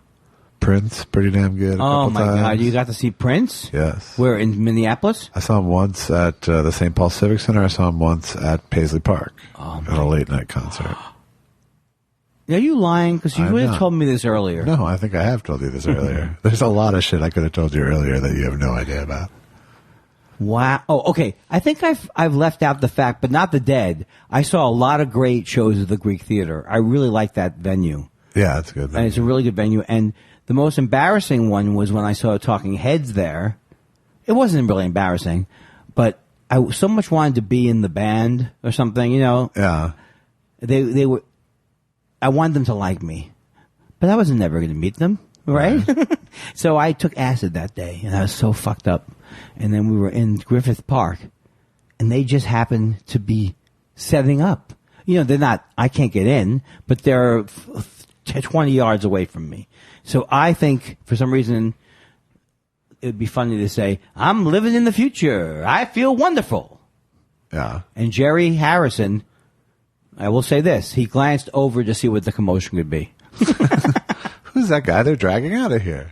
So for some reason, that was like, did you ever have hero worship days? It's almost like sad in a way, because you're almost like, it's like you're enjoying something, but you really feel like if they were friends with me. I mean, that's how people become stalkers and stuff like that, yes. right? But did you ever feel like you really wanted to meet someone famous, and it would be the greatest if they were friends? Because I've had those periods in my life. It could be tomorrow. I mean, not in any sort of anywhere near adult life. Well, in other words, when you watch you would have said, I would love to hang out with the Beatles when you were a kid. Sure. Okay. But no, I mean, Elvis Costello is probably the closest to that, but I also was like, never needed to meet him. I knew enough people who had met him, and it was like, he sure talks a lot. Including Allison. Oh. Wait a second. And that's the conversation starter. I'm Allison. You wrote a song called Allison. Let's talk about it. Yeah, that's the conversation he wants to have. I know he's ubiquitous in a way. Like, he does a lot of talky type things. Oh, God. What if this is it for me? What if it's wrapping it up? No, I mean, not even the show. I mean, this is as good as it gets. But I'm seeing David Byrne in a couple of weeks, and I'm very excited about that. I think you told me about this before. Last week, yeah. I'm very excited about it. Because I've never seen him, and he's like the last person on my checklist. I've seen Bowie. I've seen everybody who I really wanted to see. Can I go one Simon up? and Garfunkel. Oh, I don't think I ever saw them. And they're like my hero. I love them. But I think I can one up you by saying that I saw the Talking Heads probably 10 times. Not one up you, but get into the category, because I love them. That makes me respect you more and like you more. Allison was at the Stop Making Sense show at the Pantages. I know I wasn't there because I saw it as a movie. Yeah. Is that Jonathan Demme who directed that? Yeah, it's one of my favorite films. Why can't I be a host of some arts show? Look at that. I knew a thing. I knew a thing. You I turned knew a me- thing about one of my very favorite bands. It's amazing. I'm a trivia whiz. So this is where they record. Now here's where you record music. That's fantastic. Even Now you actually know the name of one of your favorite bands. are you getting this, Lou?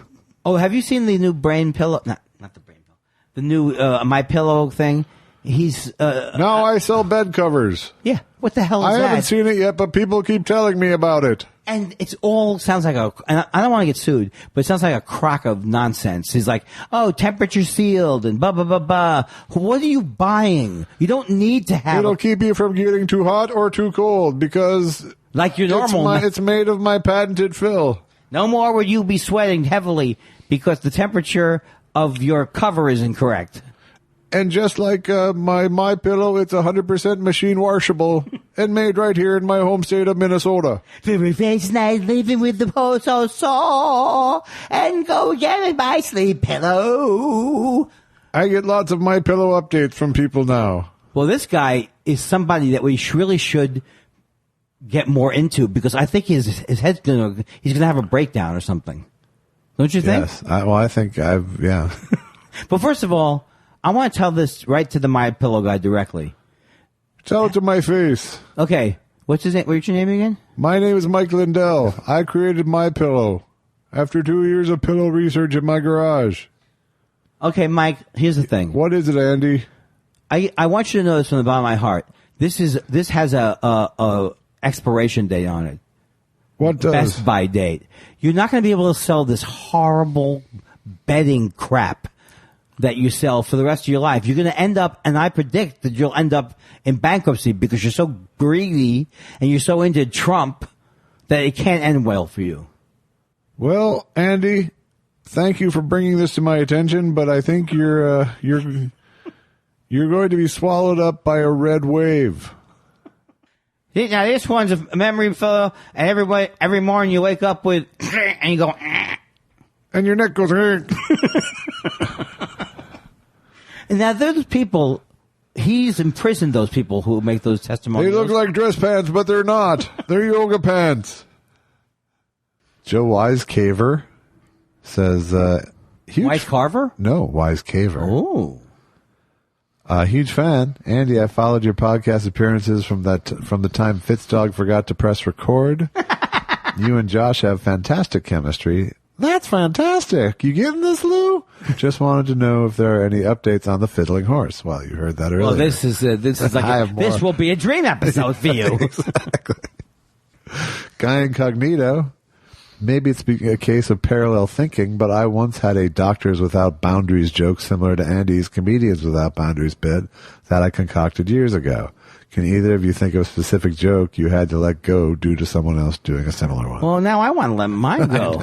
You just quit. Well, no, I like Comedians Without Boundaries. Who are you? Where do you perform? So what he should tell me what his joke is, and not worry about it. But I know what the ultimate question. I don't think he's necessarily accusing you of stealing. Yeah. The question, no, he's not saying that. But the question is depressing because I've had that with you. Yeah. With that joke, you said this is a joke from childhood, whatever the hell it was.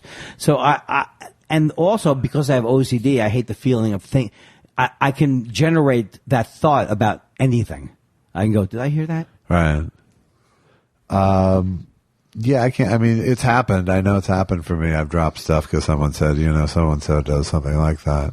Yes. And sometimes I used to be like people, some comics would say, if I did it and I didn't know he did it, I'm going to keep it. But it's just sometimes if it's really the same premise, something's got to give.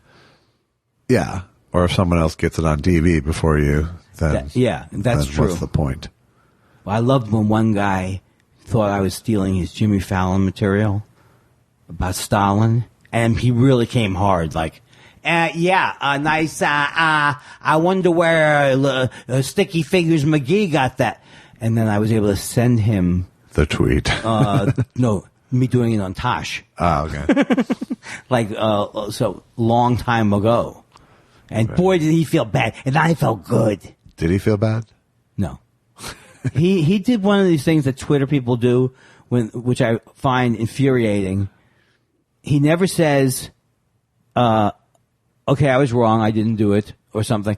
They never say, they go to something else that they attack you on. Yeah. Some people apologize, but some people don't. Michelle Wise Carver Yeah, on the other hand. said, 65 was great, guys. Lovely to hear you talk things through and gain a better bond as a result. I truly love your humanity. Josh, how did you stop smoking? Cold turkey, nicotine gum, cursing, and existential and ennui? Tips greatly appreciated. Well, I really stopped because I went to the hospital for like 10 days when my colon ruptured, and I got out and I was like, oh shit, I haven't smoked in 10 days. This is my chance. This is your chance to stop. Yeah.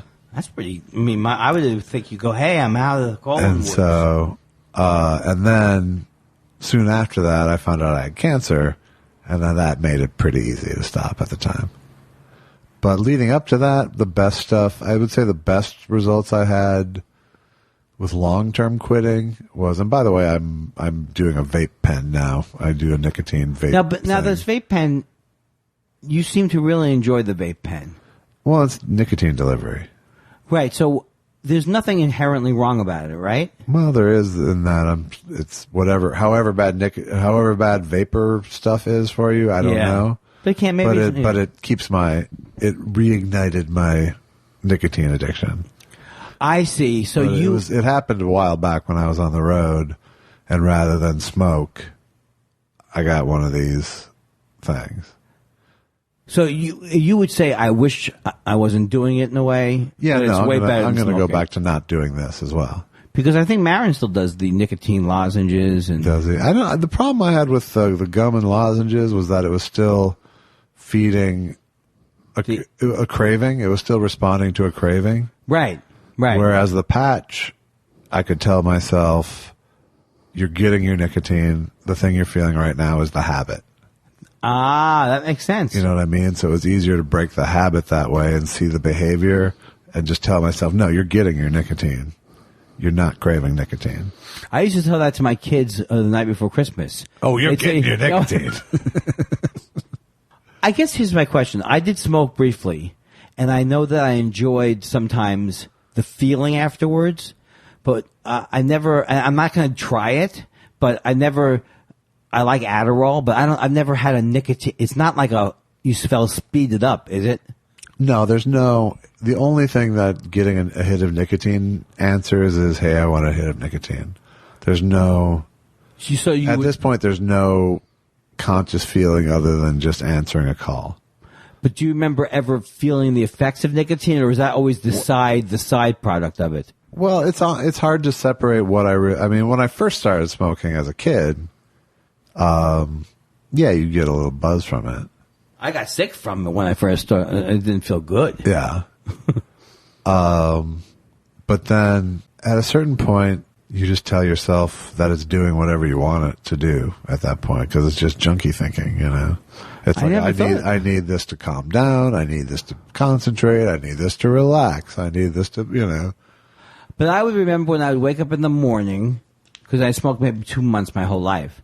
I wake up in that morning, that first cigarette would be the greatest thing, because I didn't like I think we've talked about this, I never liked every cigarette. No, no one likes every cigarette. Oh, I sort of like people. There's really some great cigarettes during the day. There's the first one. There's the cigarette taking a dump. That's a good one. Right. There's the coffee one for some people. There's the after eating one for some people. There's the. I don't understand. I just like the leaving a room one. That was the one I liked the best. What do you mean? Was the ability to get up out of any situation, tap my breast pocket, and go, I'll be right back. Oh, right. And no one would stop you or question why you were leaving. They're like, good, get the fuck out of here. I never can understand, though, when I see people smoking outside when it's really hot. Yeah. Doesn't that affect it's like hot and you're smoking hot? Doesn't it make it worse? Doesn't make it, no. Yeah, like it. No. No, it helps. It doesn't help, but it's not a deterrent. It's not a deterrent. I've smoked in some fucking bitter cold, too. Yeah. And I liked menthol for a while, even. I didn't know what I was doing. But why would you have to be that dismissive? But the good thing now is that I've had cigarettes over the last months. You know, just the occasional like, hey, Can I bum one of those? I didn't know that. You didn't tell me this. And I actually now I don't like them anymore. That is really good. They're too stinky and they're too.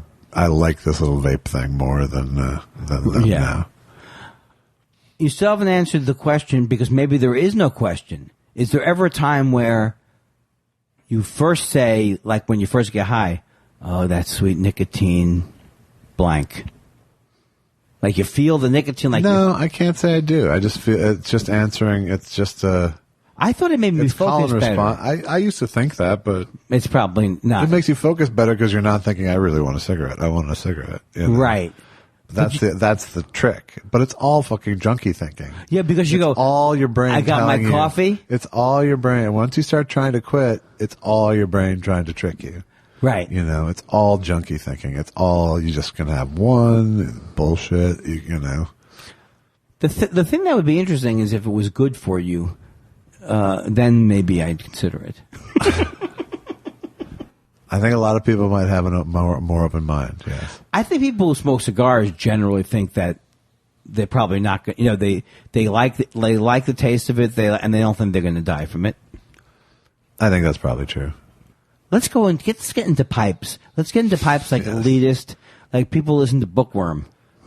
I think we need some maybe pipes and a monocle.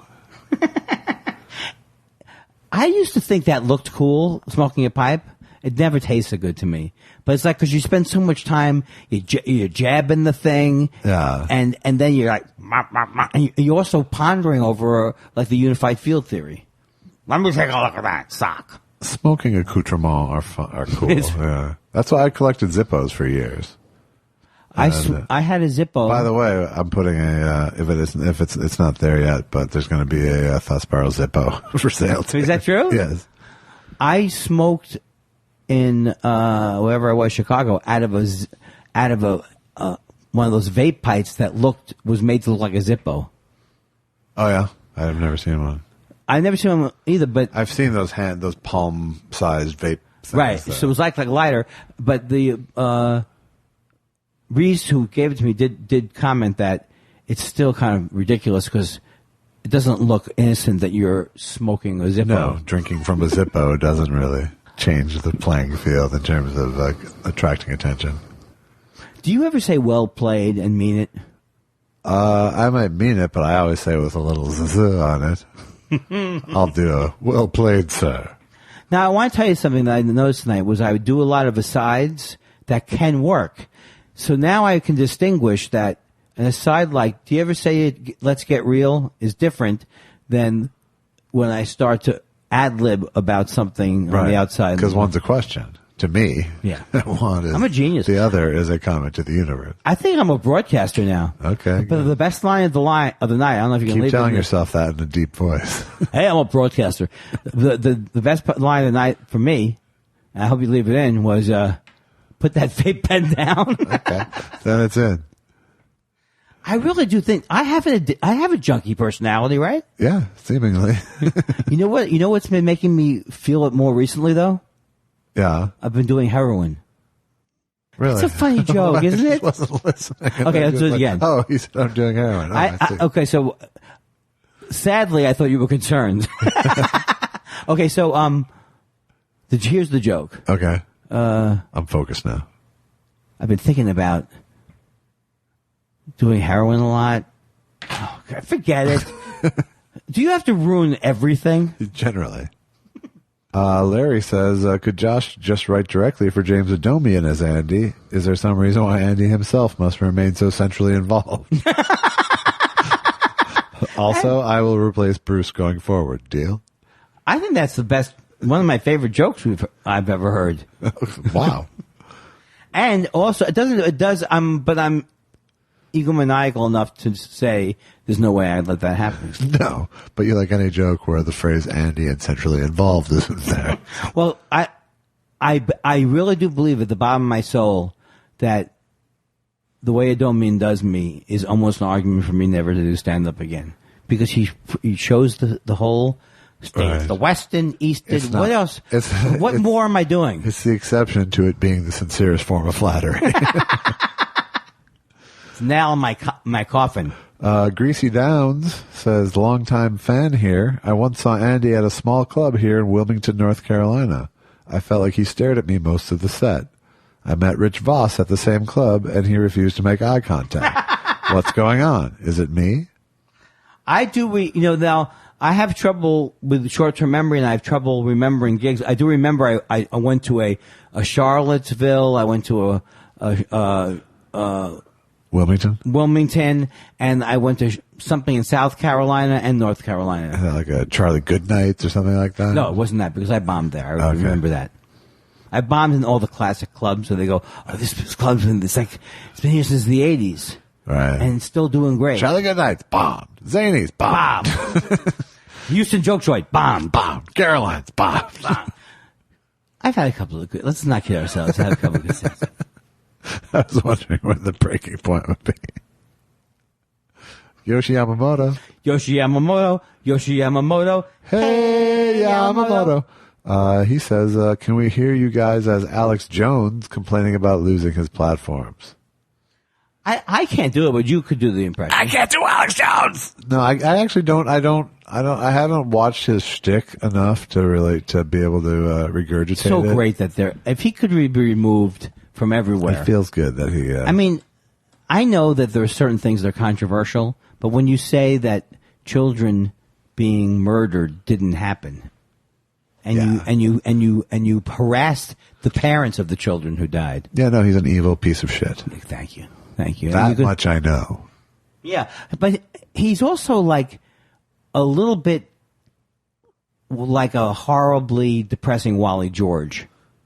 Yeah. And so it's like it's both sides of the bad coin. It's both P.T. Barnum bullshit and evil motherfucker bullshit. Right, but I never... but neither are, like, good for society. Yeah, and I'm not taken in by him. No. Just there's like nothing an idiot. charismatic about it. It's just like he's a total clown.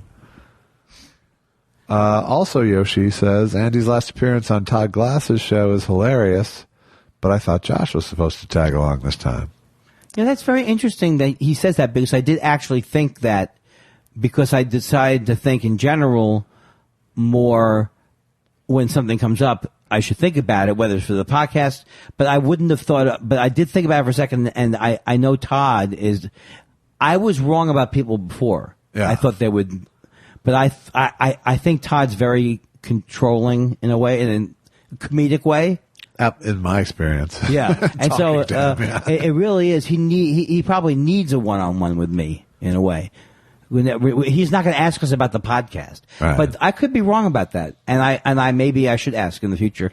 But besides Todd Glass, I put the vape pen down. Besides Todd Glass, that's the only time I thought recently that we haven't made a rule about it. It's just like these things come up. Sometimes I'm, promoting something and whatever, but I'm thinking about it. Right, but we're getting more and more emails from people saying, I came to Thought Spiral because I heard you on so-and-so. Well, we have to do that. Yeah. That's a must. So, I mean, you don't have to. But in general, I mean, I would say only on shows that you've been on a lot. Yeah. That ask about it. It's worth asking about just because it might be something I think different even that would them. be with Todd, but like Todd called me on Monday. But I can also see him going, no, right. Yeah. Well, but the thing is, everything is better now. I got Moon Tower. Yeah. Have I said that yet? No. We're going to Moon Tower. Well, I think it's a little. If it doesn't fall, it could fall. Anything could fall apart. But at least you started the ball rolling yes. on Moon Tower. Well, the thing is, it is sad in a way that I have to be shown that the thing that I do want to generate some kind of money in some way, or not. It's not money, but it is money. Like to have. I like when more people come to the clubs. Right. I like when there's attendance. No, there is a benefit to it being a thing. Right. Yes. Beyond the benefit of it, once you've made it, it seems ridiculous then that you can't capitalize on it in the right way of capitalizing it. And not the wrong way, not where it's crony capitalism. Right. Although ask your cronies if we can come on their show. Randy Denton Pod Person says, hello, Jails Hey, Weinstein Randy. and Andy Kindler.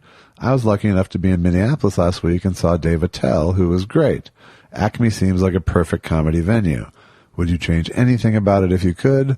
Also, is Acme safe or still being pushed out? There isn't much I would change about it. I would take a couple of pillars out just so they could get another 10 seats in there. And they are coming to the point where he's got to make a decision.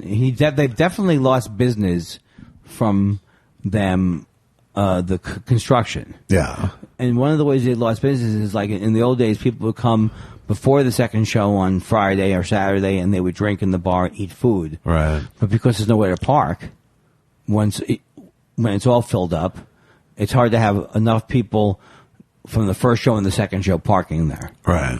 So I can't reveal anything. I mean, I know a couple of things that even you don't know, Josh, because I'm very close with club owners. Do you know I went out to eat with Louis? Amazing. Looks I like went to Louis. China with him. We went out for a lovely meal. Did you go to Bar La Grassa. To Bar La Grassa, one of my very faves. Every time I eat there, it never disappoints me. Except, you know what's disappointing me in life in general now? I can no longer eat really spicy food. And if it goes over a certain spice, I spend the next 15 minutes trying to put sugar in my mouth.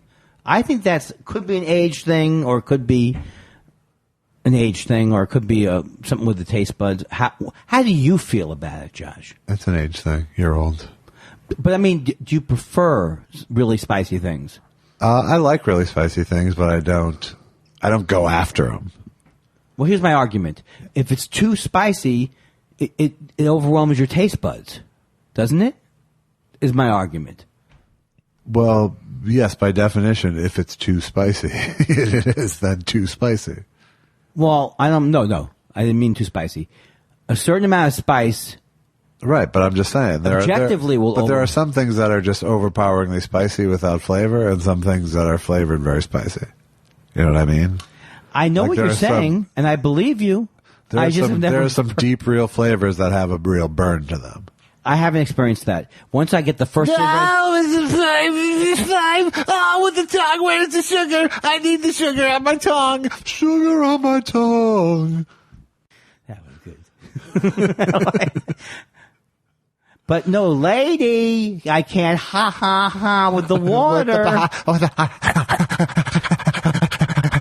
The only time something is too spicy is when you take it and you go, I didn't know there was XYZ in there. Right. And because there was something that's too spicy. Why with the cumin? No, there's extra riboflavin in here. Remember when Lucy used to call Ricky cumin instead of Q? I can't whistle. Tweet Bahara. Tweet Bahara. Tweet Bahara. Let's hear from Tweet Bahara. A thought of... You like that? It's good stuff. In retrospect, yes. I can do it more. A thought about how to gain more listeners to my favorite podcast. Keep circulating the tapes. Hey, it worked once. Andy asked Josh to explain. Josh, can you explain? Sure. When we first started doing Mystery Science Theater, we would, in the credits of the show, we would put keep circulating the tapes because Comedy Channel at the time had such poor circulation. Oh. That we had to That's pretty cool. had to get people literally did share these VHSs all around the world of our show. Yeah. And that was sort of the I want my MTV sort of thing, which was getting people to write in because they saw the show. But they can do that already with our show, right? Yes. There's no... He just wanted me to talk about that. That's all he wanted. Oh, in other words... nostalgia for something that maybe he shares from something I did. No, I want to be Bud Abbott to your endless stories about mysteries. I know you laugh at the stories. No, because you've never let me finish one. That's why they're endless. You know what? If you want to... That is a good... What'd you say? I said the reason they're endless is because you never let me finish one. I think you should submit your panel stories to me beforehand, and I'll go through them. No, I was wrong. You were right. I was wrong. You were right. Does someone have to be right? and the other person has to be No, wrong? it just so happens I'm right. Ooh, Nelly! I feel like I can't even stay here one more second. Oh, Nelly. Who's that guy? Oh, Nelly! Oh, Nelly. Keith Jackson. I know there's no market for two Jews fumbling through voices. No, there's not. Joan Tuzet says, would Mr. Kindler send Mr. Weinstein to Russia for some shady, naughty dealings? Sounds sexual to me. Is this like one of those things like, would I be the school marm? No, I would definitely not. I'm telling you right now, I am very progressive, but I don't buy this whole thing like the Russia, maybe we're being too hard on the Russians. The Russian, in the 60s, I thought we were. It got very boring because every TV show, the villain was Russian. Yeah. But now they really are a worse villain. No, even Sting doesn't care if the Russians love their children that true? anymore. Yes. Is that a song? Yes. What's the song? It's called Russians. They don't have a song called Russian. I know the Police. There's no Russian It song. was Sting. Oh, well, it doesn't count. You can't quote Sting's I song. hope the Russians love their children. Oh, too. God. I remember it. In Europe and America, there's a growing feeling of hysteria, conditioned to respond to all the threats of the historical speeches of the Soviets. You do a good Sting. Mr. Khrushchev said we will bury you. I don't subscribe to his point of view. Oh, yes. Such an ignorant thing to do. I hope the Russians love their children too. That's pretty good. That's like early Sting solo, right? Yes. Dream of the Blue Turtles. But now you can't listen to a current Sting song, right? I couldn't name a current Sting song, but... But does he ever go anything on his own like, hey, hey, yo, hoo-ah, oh, sa-sa-ba, sa-so, ah, ba-da-ba-da. I lost it, but I had it at the beginning. Adam Stingler. I love the way, here's my favorite guitarist. Forget it. Bob Furu says, do either of you have Mitch Hedberg stories or reflections you'd care to share? His brand of non-sequitur humor was both timeless and of its time. I loved him, and I got to know him. I mean, I wouldn't hang out with him all the time, but I always loved to see him. And he had one of my favorite Mitch Hedberg stories was first of all, he was the sweetest man in the world, and he was funny off stage. And but one of the funniest things I ever saw was he forgot his place on Letterman. Yeah. And he pulled out cards out of his back pocket, and he said, "This is unprecedented." And I thought that was a much better recovery than I could ever do for something like that. I would have been freaked out. This is unprecedented. And I love his albums, and I just thought he was the greatest. Yeah, he was very funny. I didn't know him. I don't want to seem like I'm name dropping, but I did know him. What am I going to do? Because he came through Minneapolis. He didn't start there, but he was there for he was there for a while, and but it was after I had left town. And I met him in the, I think, mid to late 90s. It was like, the whole thing is, it's not that the whole thing is sad, but it is a sad thing because he was such a brilliant comic and such a nice person in a way, and it would have been nice if he was still here. Yeah. My God, I think am I starting to lose the ability to sound sympathetic? But he was I do also remember him up in Montreal. Some fun years where me and Patton we'd write this newsletter every day, like making fun of the festival. Like one was the Piss and Moan, and so people would come up to the room, whoever the comics were, and they would hang out, and they would come up with jokes and stuff like that. And Hedberg was hilarious. It was just like an amazing time. Yeah. I can't remember the other names, but Hedberg was there, and Paul F. Tompkins, and if you can't, you can no longer look at me when I'm talking. I've decided because you only reinforce. I'm looking through you. I know that, and I notice now with my jokes, not just one, not just two, but at least a half dozen to most of them. There are words after the joke ends. I keep going. There's more words. Yeah, that's the thing you do. But it's not adding anything to it. It's not anything. In some cases, it is. Kenny Loggins the third. I'm just going love that name. to plow on. I think I like this dynamic. Good. Oh my God. Andy, Passive aggressive. favorite Letterman moment for you? Just watched your Andy Goes to Space Camp segment. Beautiful. I think maybe all the stuff with the toy fair when I got injured, and then when I came on, he kept saying to me to sue the company. Yeah. And he just was relentless with it, and then the staff would find out, like people who handle the money, they were like, why is he saying that? It's the funniest thing in the world. So there was that, and also a couple of the sets really stood out. Yeah. I wish I could think of something that happened on panel, because that was always nerve-wracking. Not nerve-wracking, but the whole thing was, it really is almost like you're remembering something like the Beatles to me, because that was the room the Beatles were in, and right. it had that whole feel, that Ed Sullivan Theater. And of course, I would never have done it on the old show, right? No, that was... Oh, I was trying to get it on the old show, I think. Because when did it change? 92? I wouldn't have been ready for it. Yeah. I've been watching a lot of old late night. Where do you watch it? On YouTube. Oh, cool. It's great, right? Yeah, it brings back a lot of great memories. I love when they would send Larry Bud Melman to the train station to hand out towels, and you didn't know when he was handing he would speak when he was handing the microphone to the other person. So great. And things like can you find just bulbs? But I thought they take it down a lot, Viacom. There's a lot of stuff up there now. Yeah. And Chris Elliott stuff. A lot of Chris Elliott stuff. I've been watching some of that. Let's see. Guy Incognito says, what was it like meeting Perush? It was fun. I love meeting Perush and Yoshi. It was a delight to meet both of them. Yeah, it was like it made me feel this way.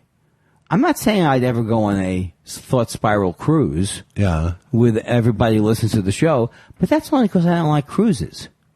Right. I love that they came down, but I did feel guilty. I felt in a way like I have to make it special because someone flew in, and that's really a mistake to think of that. Yeah. Or to, offer to pay for the airfares. Let's not get crazy, Josh. Right. Your largesse is always... What does that mean? Like your generosity? Yes, your grandiosity. No, that's not the same thing. Sort of. All right. Well, I mean, grandiosity is negative. Yes, I suppose. I'm going to get very, very, obnoxious about it. Well, why don't you look it up and hey, remember this joke? You wrote this, right? You look it up in your funkin' wagnalls? I still don't understand why that was funny. Does that laugh in? Oh, yes. Hey, I looked that up in your old funkin' wagnalls. Why is it funny? Don't start pulling at the why is it funny thread. Josh? I've seen your act. My first wife, she died from eating poison mushrooms. Derek Faraci wants to know, do you prefer reading fiction or nonfiction novels? What are some of your favorites?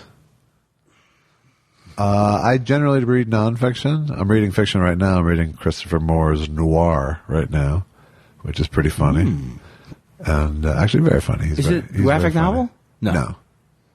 But I generally read nonfiction almost 95% of the time.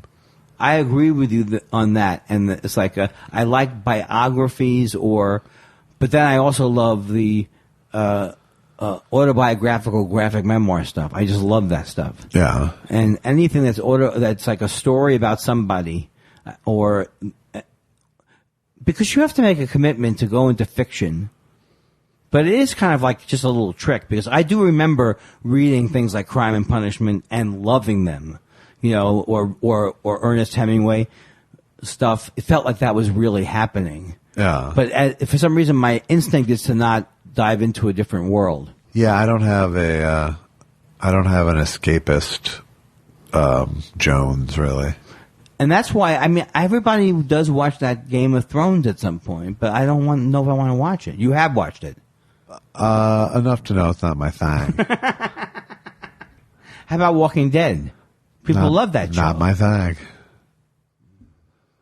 Better Call Saul I want to watch. That's on tonight. We're missing it. I've missed the whole thing. Oh, I've seen it all. It's great, right? I like it a lot. Roxanne Marie says, will you listen to the Leno interview on WTF? And do you have any feelings about Maron having him on? I have no feelings. Because there's no reason why. I love that he had him on. Yeah. And if I was angry about it, that would be very odd. It would be. But a friend of mine, Michael Drevis from Minneapolis, texted me and said, have you heard it yet? Is it driving you crazy? I said, no, I didn't. He goes, it seems like nothing, for some reason, nothing was ever his fault. That made me laugh. Yeah. So that made me want to listen to it more. I like to hear him shifting stuff around. Right. But I'm also aware that I have to let go of my Leno material. Both are keen insights, I think. Yeah. Tweet Bahara wants to know, Andy, how true to life is agent manager Bruce on Lady Dynamite to the real guy? Great job in Montreal. Thank you. And I will say this. He's really not he does have funny eccentricities, yeah. But it's not, there's no way that he'd ever go, hey, Andy, you gotta go with a Kindler's List t-shirt. He's not that kind of, he's not as funny, as weird as that guy was. Right. And I love that guy too, because he's a great character actor. That show's over, I found out. Keith in Full Gear has a two-parter, it looks like. I've wondered about the songs on I Wish I Was Bitter, having just rewatched. I see Andy co-wrote and co-performed Nice Like Me and Neighbors with Jack Timken. I'm so stupid. An accomplished songwriter. Please Why can't I bring those in? Well, that's his second part. Why can't you bring those in? I have good recordings of those. Yes. That was we could probably even pull it off of the whole songs aren't on the soundtrack. I think that's what I will do. Do you have MP3s of those songs? Yeah, though? I have both of them. Nice Like Me and Neighbors. I do have a question though, because Jack Tempchin is a friend. I don't want to name drop. He's a sweetheart. Yeah. But he does know all the rules of the ASCAP BMI thing. Right. So I don't know if me playing it once would mean anything. I'll ask him though. Get his permission. Yeah. But we both own those songs, so we would be paying ourselves anyway. So I don't want to pay him any more money. No, just That's just me. Just ask him for permission, and if anyone ever gives a shit, we can get a clearance form from him. Mostly people get in trouble when they have use a song as a theme song or something like that, right? I don't know, Josh. Why am I pretending? Do you own the master though? He owns the master, but we would literally have. That's all right. No. No, but he won't care if we play it. No, just get his permission. Get his permission, yeah. Okay. Oh, that's right. He's singing. And I'm singing. But he's the lead, right? He's the lead singer, but I do some. Let's not kid ourselves. We do a call and response thing. Get permission, bring him in. That's an order. Wait a second. Bring him in does not mean you want him to be in studio, right? Huh? The songs, not him. Why are you insisting that these people come in and still you won't have Joel Madison? But you want the writer of. Measles Howell says, what's your policy for paying guests on your podcast? We don't have guests. Exactly. But I have to say that if I was doing a podcast where I had guests, I would think about that. I would think, I don't know. It's mutually beneficial usually when you go on a podcast. If my podcast was generating real income, yes, and I had guests, I would give them an appearance fee. I think that makes sense. Or I would offer them an appearance fee. I hope they say and then no. Forget to pay them. Yes. Oh my God! Did I ever give you the cash? No. Yes, you did. I did? Yes. I have no memory of that. There's no way I could have given it to you. I knew you would have no memory of it, and I could have made another. It's almost The sad. absent-minded waiter. Edgin Bono says, do you have any restaurants you just have to eat at when you play a particular city? Oh, sure. I have to eat at Illuminati's. I don't have to, and I don't often, but I love Illuminati's in Chicago, so I would always try and make sure to go there. Yeah. And then if I go to Austin, I have to have Mexican food or I have to have Mexican. I don't. And then, what's our main place? Kenny and Zooks in Portland. Yes. That's one. Minneapolis, there's obviously some. Minneapolis, I've gone to. Did I tell you I ate black sheep today? I changed planes in Minneapolis. Oh, did you really? Yeah. After you ate it 4 times last week? Yes. And they have a black sheep there. In the airport. In the airport. And nothing in the airport is ever as good as the thing. Yeah. This is pretty damn good. Yeah? That's good. So yes, we have restaurants we eat at in cities. Luke Hawley. Have either of you ever been arrested or had a bad experience with an authority figure? I myself once crashed into a cop car. No fun. How about you? I've never had Crash into a cop car. Yeah, I never That's had got to anything be bad. quite that bad. That's got to be. That's negative. When I was a kid on the road, I got probably 16 or 17. I was driving in South Dakota, and I got pulled over by a cop who apparently was behind me for a really long time with his lights flashing. Oh, no. Like, he didn't siren up, Right. but I was apparently driving for a long time without noticing that he was behind me with the And lights were you on. high? I don't think I was high. Right. I mean, it's possible, but I don't think I was, because I would have remembered panicking more. Yeah. But he actually put me in the back of his squad car while he called in and stuff. Did he roughly handle you? He didn't roughly handle me, But no. he was like, what the fuck But are he you? was like, "You're gonna wait back here while I." Because he thought. Because he thought that I was, not going to pull over. Yeah. And then what? How did it end? It ended with me getting a speeding ticket. Which is what he pulled me over for. I've had at least 2 or 3 bad experiences. I had one experience when my ex-girlfriend worked at a bar, and the cops were coming in, and someone at the bar said, "Here, hold my gun." So I stuck it down my pants, Yeah. and luckily nothing happened. Then the other time is when on the New York State Thruway, when we got pulled over. I think I've told the story. I threw the pot under the seat, and then the cop went, "Who's this? Who's this?" And it was literally like a Three Stooges. Like both friends were on the outside, and they both started looking at me. And I literally had to go, "It was me, officer." And then he goes, "Consider this a gift," and he threw it on the ground and he grinded his boot. And then the one that was the most scary was on the way to the Grateful Dead in Englishtown, New Jersey, and this guy who drove us to the concert, and we looked like hippies. He said, "Oh, I forgot I can't drive you past the New England Turnpike." So he dropped us out. We started to hitchhike. Within 5 minutes, we were pulled over by a New Jersey trooper. It was the toughest laws. I could have gone to jail maybe. Yeah. And my friend, my friend had pot in a film, like a film vial. Yeah. Like when people, Classic. he picks up the film vial, he looks underneath it, and puts it back. Wow. So and long story short, I've never been to jail or anything. I've lucked out. Yeah, I've never been to jail. I guess the other things I've had bad Canadian border experiences. Oh. But never been arrested, but been detained while they went through my shit a couple times. That reminds me that I was in Santa Cruz, which is a weird city, and these cops, and we did have like all kinds of, we had like LSD, we had mushrooms, we were kids. Yeah. And we were eating linguine with red clam sauce, and they come up and they start to ask us, "Can we check your car? Can we check the car?" And so they thought we looked hippie-ish. Right. And then something happened on the other side of the park or whatever it was. Something serious happened. Right. And they left us. But they hadn't checked the car yet. Right? Right. So, and this was one of the scariest things that ever happened to me. During the gas crisis. I was in Santa Cruz Park. It's a weird area. And I had that Ford Country Squire station wagon, and the back window never worked. It was always down. And all of a sudden, we hear people go, "Ah, ah," and it's like Night of the Living Dead. I'm naked. I jump into the front seat of the car. I turn the car on, the lights on. There are people coming towards the car.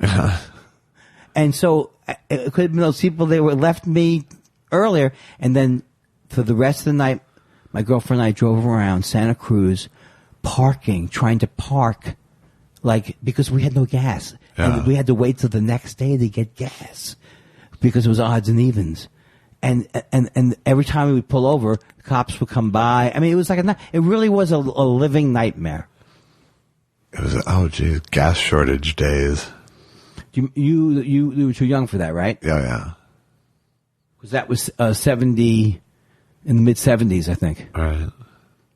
Wasn't good. Wasn't good. People talk about, real. So what was the odd and even days? What determined which your license plate number? Okay. And so if you had an odd number, you could buy on the 1st, 3rd, 5th of the month. Well, don't get too specific with me because these things are very hard for me to keep up. But I know, I think it was odd and even, like Monday, Tuesday, Wednesday, Thursday, Friday. Maybe we just kept going that way. But it was weird. I spent 6 or 7 hours at a gas station in those days. Nothing else jumping out at me. What have you done, like 5 hours? About 5 hours. It's unbelievable. I delivered so good today. I don't think I've ever been this good. Or I don't even have energy for my egotistical bit. I'm starting to fade a little bit. Yeah, I can feel it. Well, this is like we should hire someone to close the show. If you want to write to us, how do you find us? ThoughtSpiralShow@gmail.com. That's very good, Andy. That's a high five right there. And also, please buy Josh's I Need You to Kill. Wow, another twofer. Thank you. And you don't even have to buy it. It's streaming on Amazon. Streaming. Prime. Watch my new show. Get our black T-shirt. Yes. Go to our Twitter feed, and it's pinned to the top. The link to the new black Thought Spiral test shirt number 2. Also, don't forget our Get Her Done mugs. That's right.